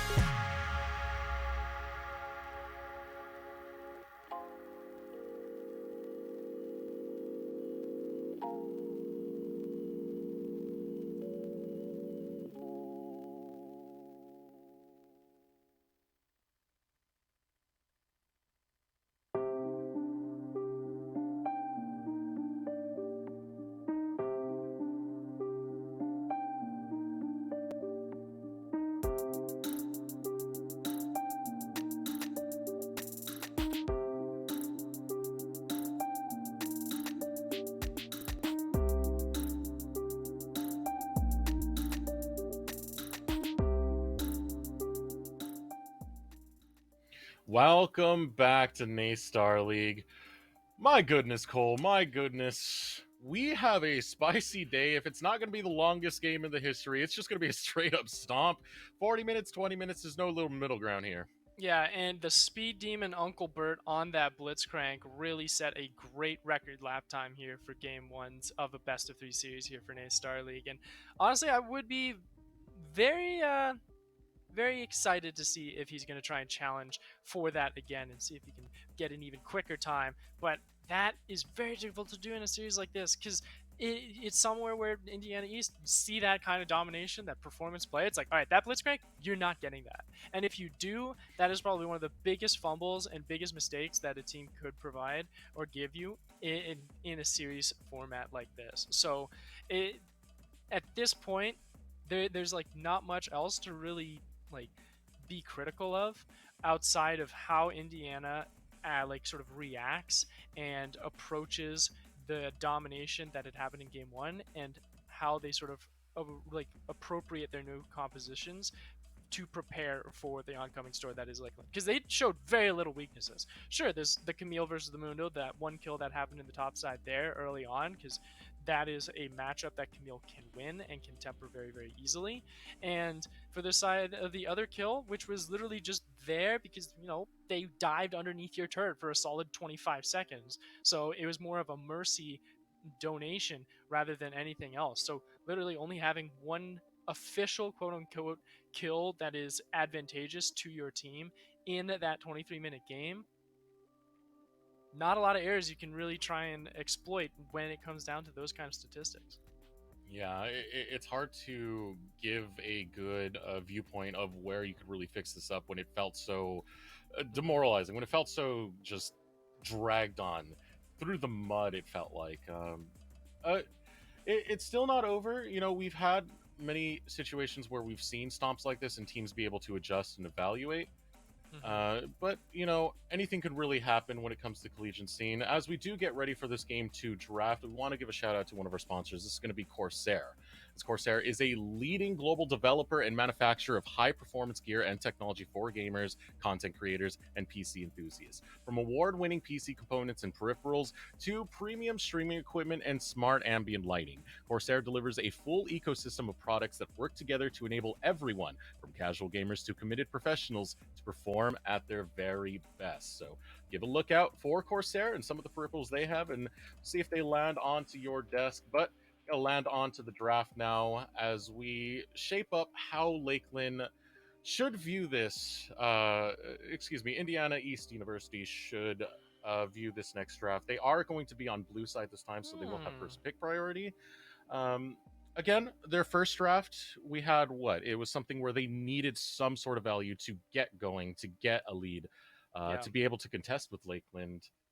We'll see how that shapes up and if they change the priority away from that Jin that they first picked last time. Well, and they had the capability to find counterpicks, but they left their support as their red 5 pick. And honestly, I didn't really think that was needed. Like, they could have picked Rakan earlier in the draft. They could have picked Camille later down the line. Even though the Camille did all right, it just was uneventful because of how oppressive that Blitzcrank was later down throughout the rest of the game and throughout the entire Rift. So for me, it is, again, will Indiana let this Blitzcrank through? They did, but the Jinx is no longer available. And honestly, that's a win for me if I'm Lakeland. It's like, oh no, one hyper carry's gone. Whatever. We'll take Blitzcrank and pick another hyper carry. The meta of ADCs right now is probably one of the biggest ones when it comes down to positional effectiveness. So it's like, the Vayne's gone, doesn't matter. There's a Jinx. Oh, the Jinx gone, doesn't matter. There's an Aphelios. The Aphelios is gone, that's fine. Caitlyn is still very strong in the laning phase parts of the game where Blitzcrank is strongest. But will Lakeland have an answer now against that Blitzcrank? Well, Uncle Bert piloted that thing like a master, so of course he's going to know the ins and outs of it. So he goes in with the Blitzcrank counter of the Alistar. 100% respect for that one.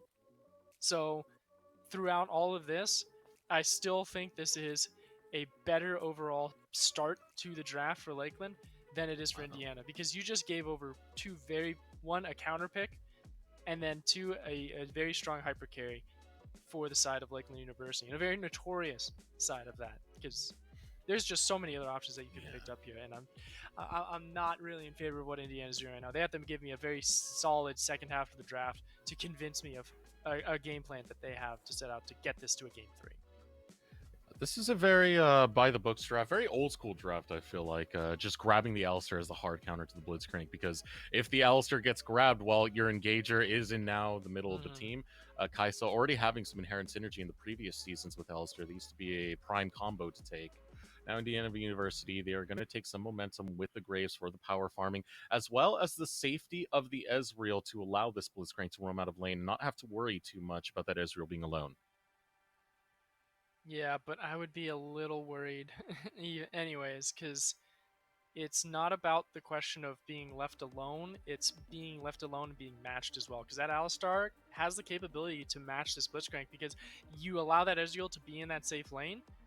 Kaisa can chase and can stick to that Ezreal pretty effectively. It is short ranged, yes, but once it hits level 6, that dueling capability that Kaisa gets with that instinct, with that Hunter's Instinct, is pretty good. So be curious on how well that matchup is going to turn out for each other once we get to that stage in the game. But another pickup that had happened is the Graves versus the Hecarim. I'm curious if that Graves is going to be going topside, because that would be a blind pick Graves topside, and that's a lot of junglers being banned out by Lakeland University. So they are implying that it is most likely a Graves top end, and they have the capability to counterpick. And at this point, you've choked out a lot of jungle picks that are against this Hecarim. You take the Mundo, that is a lot easier this time around to have in this top side of the map, because we had the Camille, where the Camille has that true damage, that tank shredding capability in her kit to deal with a Mundo, and especially with the teleport ignite matchup. You don't get that with Graves. Graves is a little bit slower of a scaler, can do a lot of burst damage, yes, but it's a lot easier for that Mundo to stick onto him and trade back and forth with this this Graves, who builds defenses, but it's only that armor with the grit instead of anything else. But as that is all said and done, at least we do get a very potent pick in the mid lane with Ahri. Let's see what to see. And to follow it up with Ornn. So Ahri and Ornn okay. picked up. Nixer does have a lot of preference for this Ahri. It's something we don't see too often, but you do see kind of almost a team fight shape up coming out of Indiana University. Just from the Ornn pick alone, you do get Call the Forge God, which can provide that engage. Just having that tanky front line to try and disrupt anything that might go for this Ezreal. It will be hard with what they have so far to get some dedicated peel, though, because there's so much that can dive from Lakeland's composition. Very true. And this is where a lot of the conversation that I just had kind of becomes a moot point because of that Ornn pickup. It's now a little bit more favorable for Indiana University, because now you have two tanks that are going to be a little bit stable and can trade to each other back and forth. So some of the skill matchup is going to be pretty important in this top side of the map once again. And it might just be a great place to try and play through, knowing that it's two tanks topside. Cool. That means we can try and challenge for priority and look for some team fight skirmishes later down the line and have like those TPs in your back pockets to always have that fourth or fifth man when those fights do come around. And then the Vex being part of that Kaisa kill squad with the Hecarim, diving onto the back line is going to be very easy, but it is a very slippery backline as well with the Ahri and the Ezreal. And my only question of concern now for Indiana is, will their performance be able to at least make amends for what had just happened in game one with that 23-minute victory by Lakeland? Or is this going to be something where their composition, lacking a lot of damage and a lot of tank killing potential, isn't going to be able to answer this massive front line that Lakeland University has cooked up? So Indiana University now trying to make the comeback against Lakeland University, who have gone hard into this death ball composition. So at match point is Lakeland University. We are going to throw it over to short break while we get ready for the Rift and see if Indiana University East can bring it back. Be sure to stay tuned.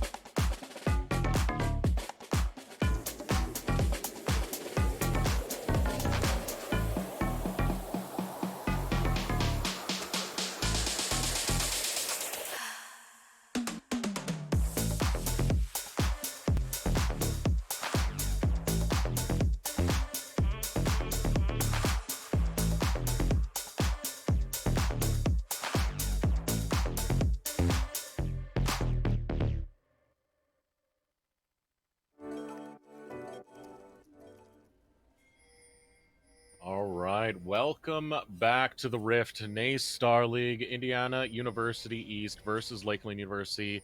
A dominating game one was the result earlier in this series. Now Indiana University East are trying to find an answer to what they had just experienced. Yeah, and they might have to be getting some flashbacks here because it's going to be another level one strat. Because like we said, Uncle Bert knows how to pilot the Blitzcrank. He knows exactly what kind of disasters and very what would I say, villainous intent a Blitzcrank can supply.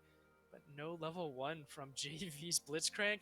To me, immediately that's like it's in the same vein as a Lee Sin not taking a Q when it lands, kind of thing, right?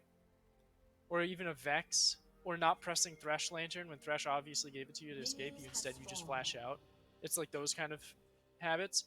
With a Blitzcrank not doing level one, I'm like, okay, what's going on here? You either are like 200 IQ doing something else, or you're not fully capable, or not fully capable, but like you don't understand the full capability. That's the phrase I'm looking for of how powerful this level one of Blitzcrank can be. It's a non-zero chance to just press Q, right? Yeah. So why not give it a try? It looks like they're a little bit too afraid from the game that they had earlier and wanting to play it even safer, but would have been nice to see Okay. some early game shenanigans, just Well, playing it slow. we do have a mix-up because this is XFW Lemon going to be jungling this time, and Carpfish is going to be the top lane. Wait. So jungler and top lane have switched it up a bit, Huh. just possibly, I guess, through comfort. Like Carpfish says, you know what, I'll take the Ornn lane. It's pretty neutral. It's all right. I can deal with this Mundo. And Lemon is saying, I'm going to go ahead and take this jungler. Is going to be, as a matter of fact, doing a little bit of vertical jungling. Red to blue here, but he is spotted out. There's that word there. So Lakeland knows this is happening, and they're deciding not to do anything about it at the moment. They're saying, okay, we've got Galaga on his Hecarim. He's going to go ahead and do a full clear. We're going to acknowledge that this is going on. We're going to go ahead and prioritize our initial full clear as well. While bottom lane, we weren't really able to see too much on the main screen, but you could see those health bars going down on the sides. Rogue Monkey's already using his heal, does have that flash down, and that's just the power of that Alistar counter pick. In fact, might be smelling blood in the water here. Lemon could dash through, but that word does give a signal that maybe they know what's up. Waiting for it. Lemon really biding his time they know here. he's here. He has been spotted out, so gonna back off, conceded. The flash forward from Lemon, very aggressive there. The hook goes out, it goes really wide. Uncle Bert will walk on out of this. That is a resource burnt on the side that engaged for it. Lemon burning his flash.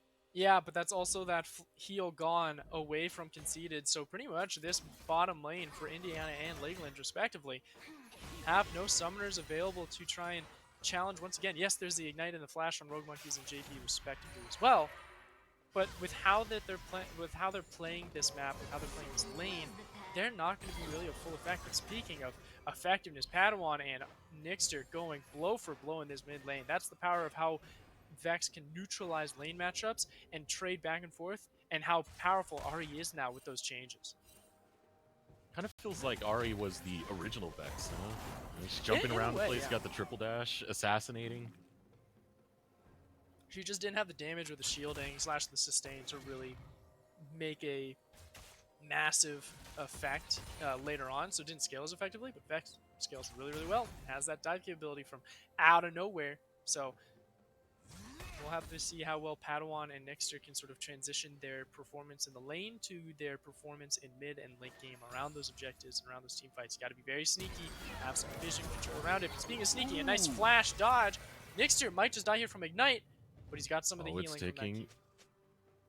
Able to stay alive. Yeah, the healing from the Q, just as you said it, will keep Nixter alive. That is pretty good play, understanding what his champion's kit does have, but also a great play coming out of Padawan, willing to risk that one so close to getting that first blood. Yeah, and what that does is it forces Nixter away, and that creates a level disadvantage. So what Padawan can do is push this wave out, deny a lot of XP away from the mid lane to where you have that level 6 ultimate priority in the next couple of minutes. So we'll have to keep a note on that. Though in this top side, it's a different story. Two very low tanks, and Lemon's looking for blood. Oh, he has to block it. Gallica has to stand in front of the buckshot, otherwise he will fall. First blood goes to Lemons, but it will be traded out as Gallica's able to grab one. Low health is Carpfish, so Gallica is looking for more. He does have the blue buff. Cooldowns are coming up quite soon, so he can return fire. Now he has the charge, can jump right on in. A couple of whacks, looking to finish it off. He didn't get the ramping damage, which is a little bit sus there, but still gets the kill nonetheless. Yeah, that's just is not coming out to full effect into what Indiana East wants, but Nixter is looking for that kill, is not going to be able to find Hecarim. Is searching for it, but that search is going to bear no fruit. As Padawantano had called out where Nixter had been. This is now a level 6 to level 4 mid lane matchup. You have that ultimate capability online. I don't know if you have the burst damage immediately from this Vex. He's gonna try though. Oh, going straight forward is Padawan. You do. And here comes Uncle Bert. I wasn't expecting it. It was a jump scare for me. Padawan gets the kill. And I was curious as well. It was like, I don't know if Vex has enough damage here, but it's okay. You've got Alistair coming in, riding in on that Alistair. Uncle Bert just securing that kill. Perfect job, perfect roam there. And man, he just continues to impress me every single time. It is a wonderful performance and a wonderful time watching Uncle Bert on the support for Lakeland to run around, helping out every single teammate he can. You can hear him calling the shots from here, but you can also hear the water, the droplets drip dripping away, because that is the sweaty beads of Indiana being like, well, where is Uncle Bert? He's hiding in the shadows, just waiting to knock us up and take us down. Are we playing League? Are you sure we're not playing Dead by Daylight? This is Uncle Bert. Everyone is a victim here, and he is chasing people down. He comes out of nowhere. I'm not joking, Cole. That last one actually did jump scare me a little bit. Right. I wasn't expecting Bert to come out so aggressive. But great play from him so far. He's been very active. He really does embody what a roaming support should be.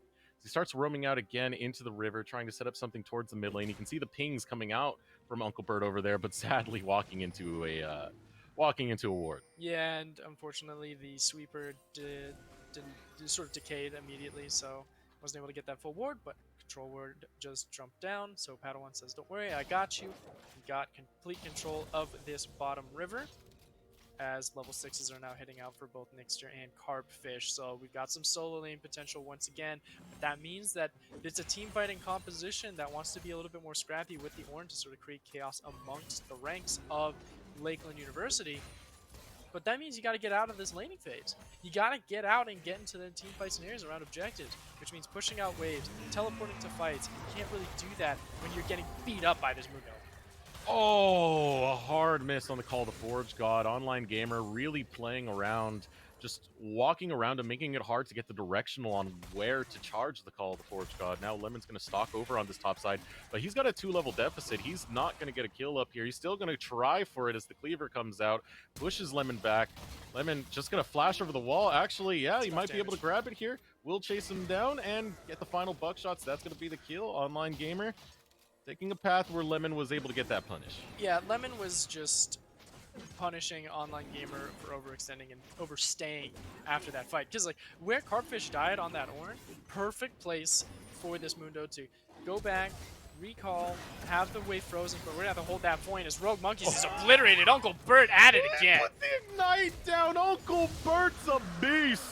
Dragon goes down. It's going to be a Mountain Drake picked up by Lakeland University. Fearless is this man. He will flash into anything. He will grab anyone. Send it straight over now to the mid lane. Nick in a bad spot as Gallica charges right into his face with Padawan backing him up. They're going to chain these kills as they look to chain it over to Lemons. Runs away. Gets the help of the Scuttle movement speed boost. Has some protection in Carpfish. It's running amok here for Lakeland. And just like that, Lakeland University is just taking this game by the reins and making an absolute mess of Indiana East. However, Indiana East this time around does have a little bit of hope in their corner. They've got Lemon on this Graves, who is 2-1 at the moment, has been able to get 2 kills reciprocating into that top side of the map. But is that enough to deal with this massive lead that Lakeland University has created for themselves? Sure, when you look at the when you look up at the board, 16,000 to 13.5, it's not a big economic lead just yet. But where is that gold? It's all on Galaga right now. This massive Hecarim who's going to be going tanky. It's going to be very difficult to hit that horse and take him down. And because of that, that means Graves is going to have to waste a lot of time trying to take down that very beefy front line. And even though he's got the most gold in this game, just by a little bit, it's pretty much just by pennies at this moment. It's like, all right, doesn't matter, because you're going to take forever to kill Galaga. You're going to take forever to kill Online Gamer. And that's going to spend enough time for Padawan and Conceited to blow up your backline, which you see, they only have 2.5, 3,000 gold for themselves on those carries. They are very far away, a far cry from cashing in on those mythics, cashing in on that Mana Moon for Rogue Monkeys. So for Lakeland University, I'd say 2 more minutes, cash in on those mythics, and you are just going to blow this game wide open. Stalking into the bot lane will be Lakeland University. The recall coming out of Padawan as a long tent set up by Lemon, who's trying to find a gank in the mid lane. Going to be thwarted, and Lakeland are going to respond by just getting the pressure they need. A hook coming in from JV. No, so close it was, but a slither of health remains. Oh, here it comes. Nope, not going to find it, and that is pure pain right there. True Shot Barrage doesn't land. Fight breaks out over to the top lane. Call the Forge God's going to find the knockup. Looking to return fire. Carp wants to get that revenge onto Online Gamer. Can get Online it. Gamer, you have it right there. You're waiting for the knockup. Waiting for the knockup. Oh. Gets the auto. Gets the auto. Finds it onto Online Gamer. Just barely getting that revenge. Yeah, perfect catch there. He was able to get the Call of Fortune God this time. He was able to get the Mundo passive offline so he could get maximum output on that damage and also have some crowd control. Dancing between the minions to make sure that those cleavers didn't always stick. That's the battle of those tanks on the top side. They both have kill capability with how much current health damage and max health damage that both Ornn and Mundo apply. Now we've got our eyes set back on this bottom lane. Galaga is taking this Rift Herald. He is totally fine to go ahead and do just that. He knows that Graves is at this bottom side of the map. And Uncle Bert and Conceit are like, something suspicious. Let's go ahead and play safe for now. We don't need to pressure anything. There's no rush. As we can just let Indiana lose experience, lose out on gold, and really struggle to get back into this game. As, Uncle Bert trying to fight fire with iron. Lemon's being patient. The ultimate is there for Uncle Bert, so this is a very hard cow to take down, and Padawan is roaming down to this bot lane. The ultimate lands on the Rogue Monkeys, and he gets the lead. A Killer Instinct to follow through, and you're seeing the power of these dive buddies. They can chase anyone down as they get a double kill. Yep, would try and hunt for that Graves, but is going to decide to call it off for now. It did also use that Everfrost in the river. I did see that, Padawan. Don't pretend that I didn't. I'm just going to be a little bit crucial because, you got to poke fun of him. Because it's like, you're playing such a great game right now. 8 kills in 3, 2-0. You're getting caught here, but it doesn't matter. Everfrost is back up, and guess who's just around the corner? Oh, Galaga looking to hop in. Tries to find Nick. The missile going to land, but Killer Instinct's not there. Onslaught of Shadows over the wall. Doesn't get Nick. Nick taking a good route to not get caught by the fear of that Onslaught of Shadows. But now Padawan's here. Fears up Lemon. Lemon getting pushed against the wall. Galaga who steals away that red buff, but Conceited falls. Potentially a bit of an overstay coming out of Lakeland. Galaga swinging away, trying to get to the blast plant. Gonna pop it, nice gets pop. popped up into the air, but a nice fear coming out of Padawan. Try and buy time for Galaga. There's the hook, the flash away from Padawan. And that choice right there for JV to not go after Galaga, to go after Padawan. It will burn Padawan's flash, but that could have been a guaranteed kill on Galaga. And now returning fire is Padawan. Is it going to be the double kill? The Ignite is ticking, and it is there. Uncle Bert, the savior of Lakeland, able to show up. Shally going to hit the rift and hit this tower, destroy it. Just one more little smack. Go get it, Padawan. No! It still stands. Push. Just a push. Falls at the same time. Just get that auto. First brick finally going the way of Lakeland. It's a little unfortunate that you didn't get the full maximum turret plates from that turret kill in the mid lane, but that's alright. You're still able to make some recompense from that overstay in the bottom lane hunting for that red buff. And it was all Uncle Bert and Padawan doing a phenomenal job. Galaga, as I said, is almost impossible to kill at this point. He has so much gold, he has that mythic with the Turbo Chem tank, and with the sustainability that the Hecarim provides with the rest of his kit, it's almost impossible to kill him before 30 seconds. And that 30 seconds gives you so much room to get more people there or escape it with your life or prioritize something else on the rift. And with all that being said and done, yeah, you've got 4 kills, but no one with grand importance. Nixter and Rogue Monkeys, the two that really need to get back into this game to wiggle themselves into a sense of control, have nothing. Haven't really even participated outside of the single assist that Rogue Monkeys has. And that's just bad news bears, because you don't have tank killing potential. Sure, you're waiting on your Triforce. You're probably pretty close to it. Might be able to cash in on it with maybe 1 or 2 more waves. Or maybe you cash in on it with a kill on Conceited. Found smart move coming out of Uncle Bert, who targets Rogue Monkeys to try and stop the damage. It's not going to be enough to get Conceited to live. Mystic shot. Here comes the ultimate from Padawan. Will not get a way into that fight. It's going to be a trade coming in, as now the Call to Forge got the knockup onto Online Gamer. The tower dive is being set. Onslaught of Shadows, but a good dash coming out of Carp will buy him a little bit of distance. Gets shoved into the wall, though. It's not going to be enough to free him from this hell. Online Gamer getting that kill as Lemon starts setting up towards the bottom lane. Smoke screen on the Padawan, but Uncle Bert body blocking, and the damage so big. Uncle Bert and Padawan are looking to get the 2v3, and they destroy the bot side of Indiana University East. I was going to compliment Indiana East for being able to get that kill on a conceded, but oh, we're not done because oh my goodness, Uncle Bert and Padawan are going to obliterate Nixter, aren't they? Oh, he's slippery they're though. going for everyone. They're a two-man demolition crew, and even though Bert has fallen, Padawan stands tall and cleans up Nixter. And it is just so phenomenal on how well Padawan and Uncle Bert are playing these fights out. Perfect spacing, using the fear proccing on the passive of Vex at the best times, and just ripping Indiana East apart with just 2 members of their team. And I will say, it was a good job for Indiana to get that kill onto conceded, excuse me, as they were able to get some gold into their carries. You know, got a kill for both Rogue Monkeys and Nixers respectively, but it's 6 kills to 15 Deserix, and it's 24,500 gold to a 31. This lead already is a massive red flag. We're gonna have Dragon coming up, and it's a soul point again at 17 minutes. Soul point. They're taking these dragons so fast, it's not giving Indiana East any room to breathe whatsoever. And they've got to keep finding pick after pick. Carpfish and Lemon might find Uncle Bert here. But is it really the person you want to try and take a pick on when he has Unbreakable to just get that damage reduction, try and buy some more time? Mundo's here. They can try to shut you off. Only one item picked up by Lemon. It's a Bramble Vest on Uncle Bert. He has a lot of tankiness, and as you were mentioning, the Unbreakable. He's not a target you are gonna get an assassination, at least in a timely way. Indiana University East have to just back off that as the rest of Lakeland continue getting this deep vision, continue establishing it, setting up these plays, not allowing the fog of war to be an issue when dealing with JV. See if they can get this Rift Herald. It is spawning in about 45 seconds.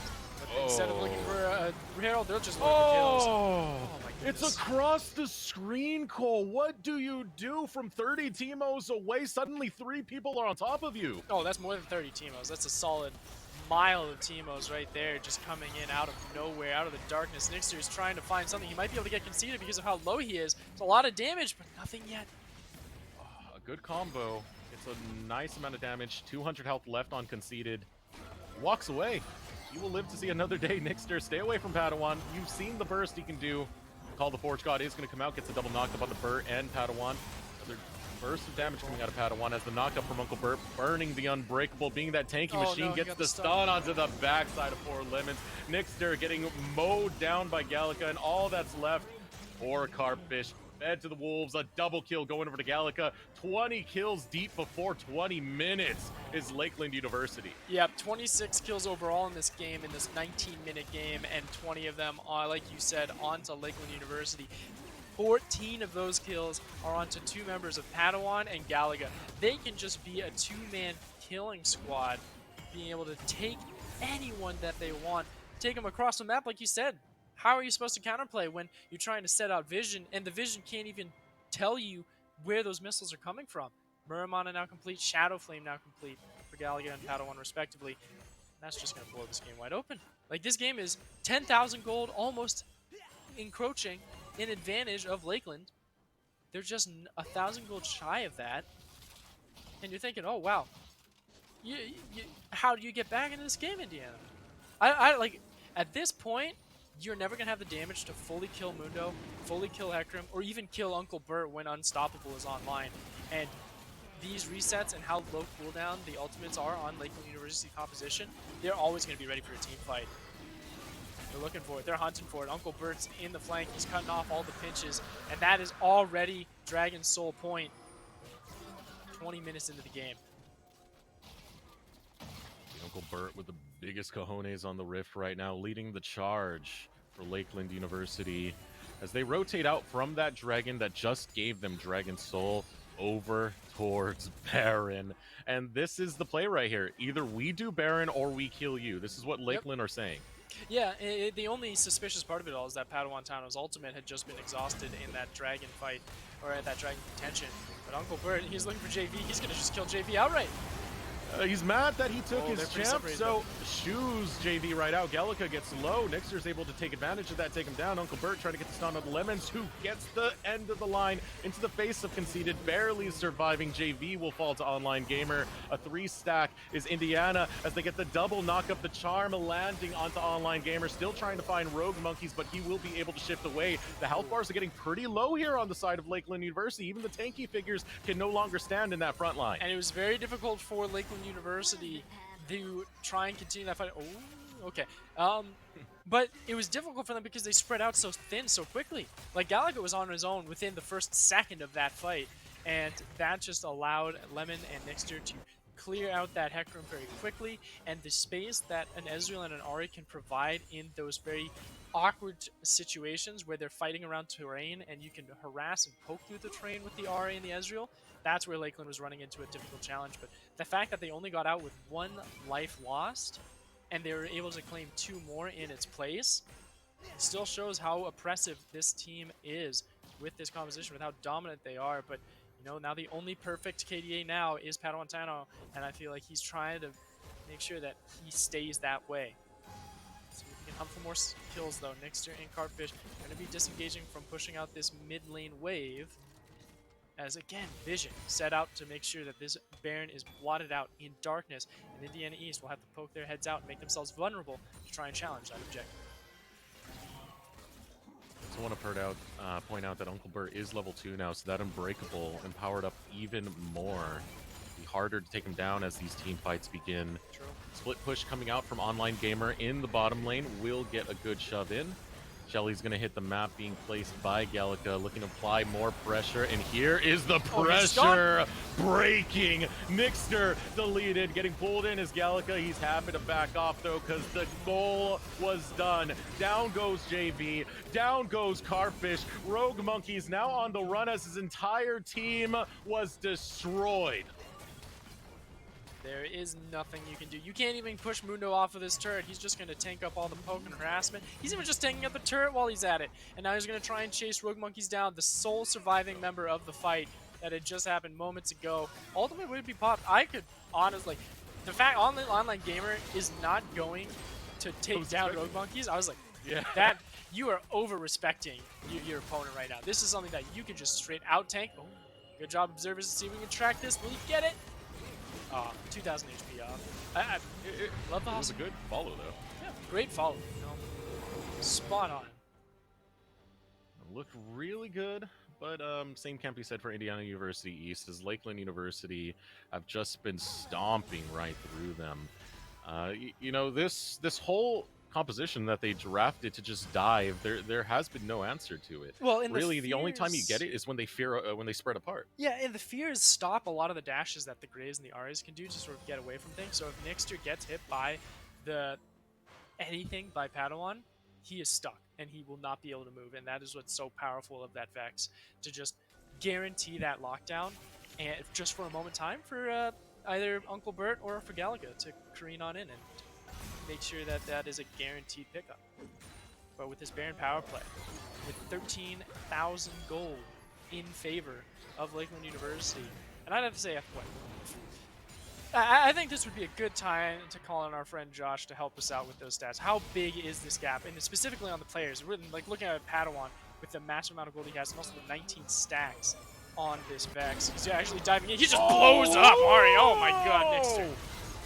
And he's not done, still going for more. Oh my Padawan goodness. diving deep, but Online Gamer will try and clean up what Padawan had started. Just But the finding it. job will be finished by Padawan at the end of the day. The rest of Lakeland, we said it, Cole, a 5-man death ball running right through Indiana University East. And thank you so much, production, for also showing us the massive gap that was in this game and sort of breaking it down and showing the individual domination that Lakeland University came in with this series. It was 23 minutes and 15 seconds game 1, 25 minutes and 25. 25-25.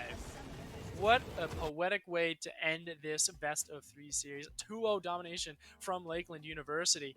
And I started off this this Midwest region as saying, with everyone being 2-2, it shows how close this region is within their Swiss bracket. that was a complete lie for me. I've been caught out as Pinocchio Cole over here showing that Lakeland University, man, the Muskies are dominating this region. Massive performance, very well done. Nothing else but just a round of applause for them. Yeah, what can you really say? That was a performance. It was hard for Indiana University to get in at any stage of the game because of the authority, because of the Yep. agency that we saw displayed on the map from Lakeland University, spearheaded off of Gallica, spearheaded off of Uncle Bert, who we've complimented so much in the series so far. Yep. They really were just going for the engage. They were going for the fights. They were going for the kills. They were a bloodthirsty team, but they were calculated with it. I Yeah. have to imagine that a lot of these comms were coming off of Uncle Bert. A lot of these plays were being decided off of where he was positioned when he wanted to go in. It's almost a situation where I can imagine that he's just telling them, "Hey, we're diving now." No, there's no setup. We're diving No, now. we're just diving.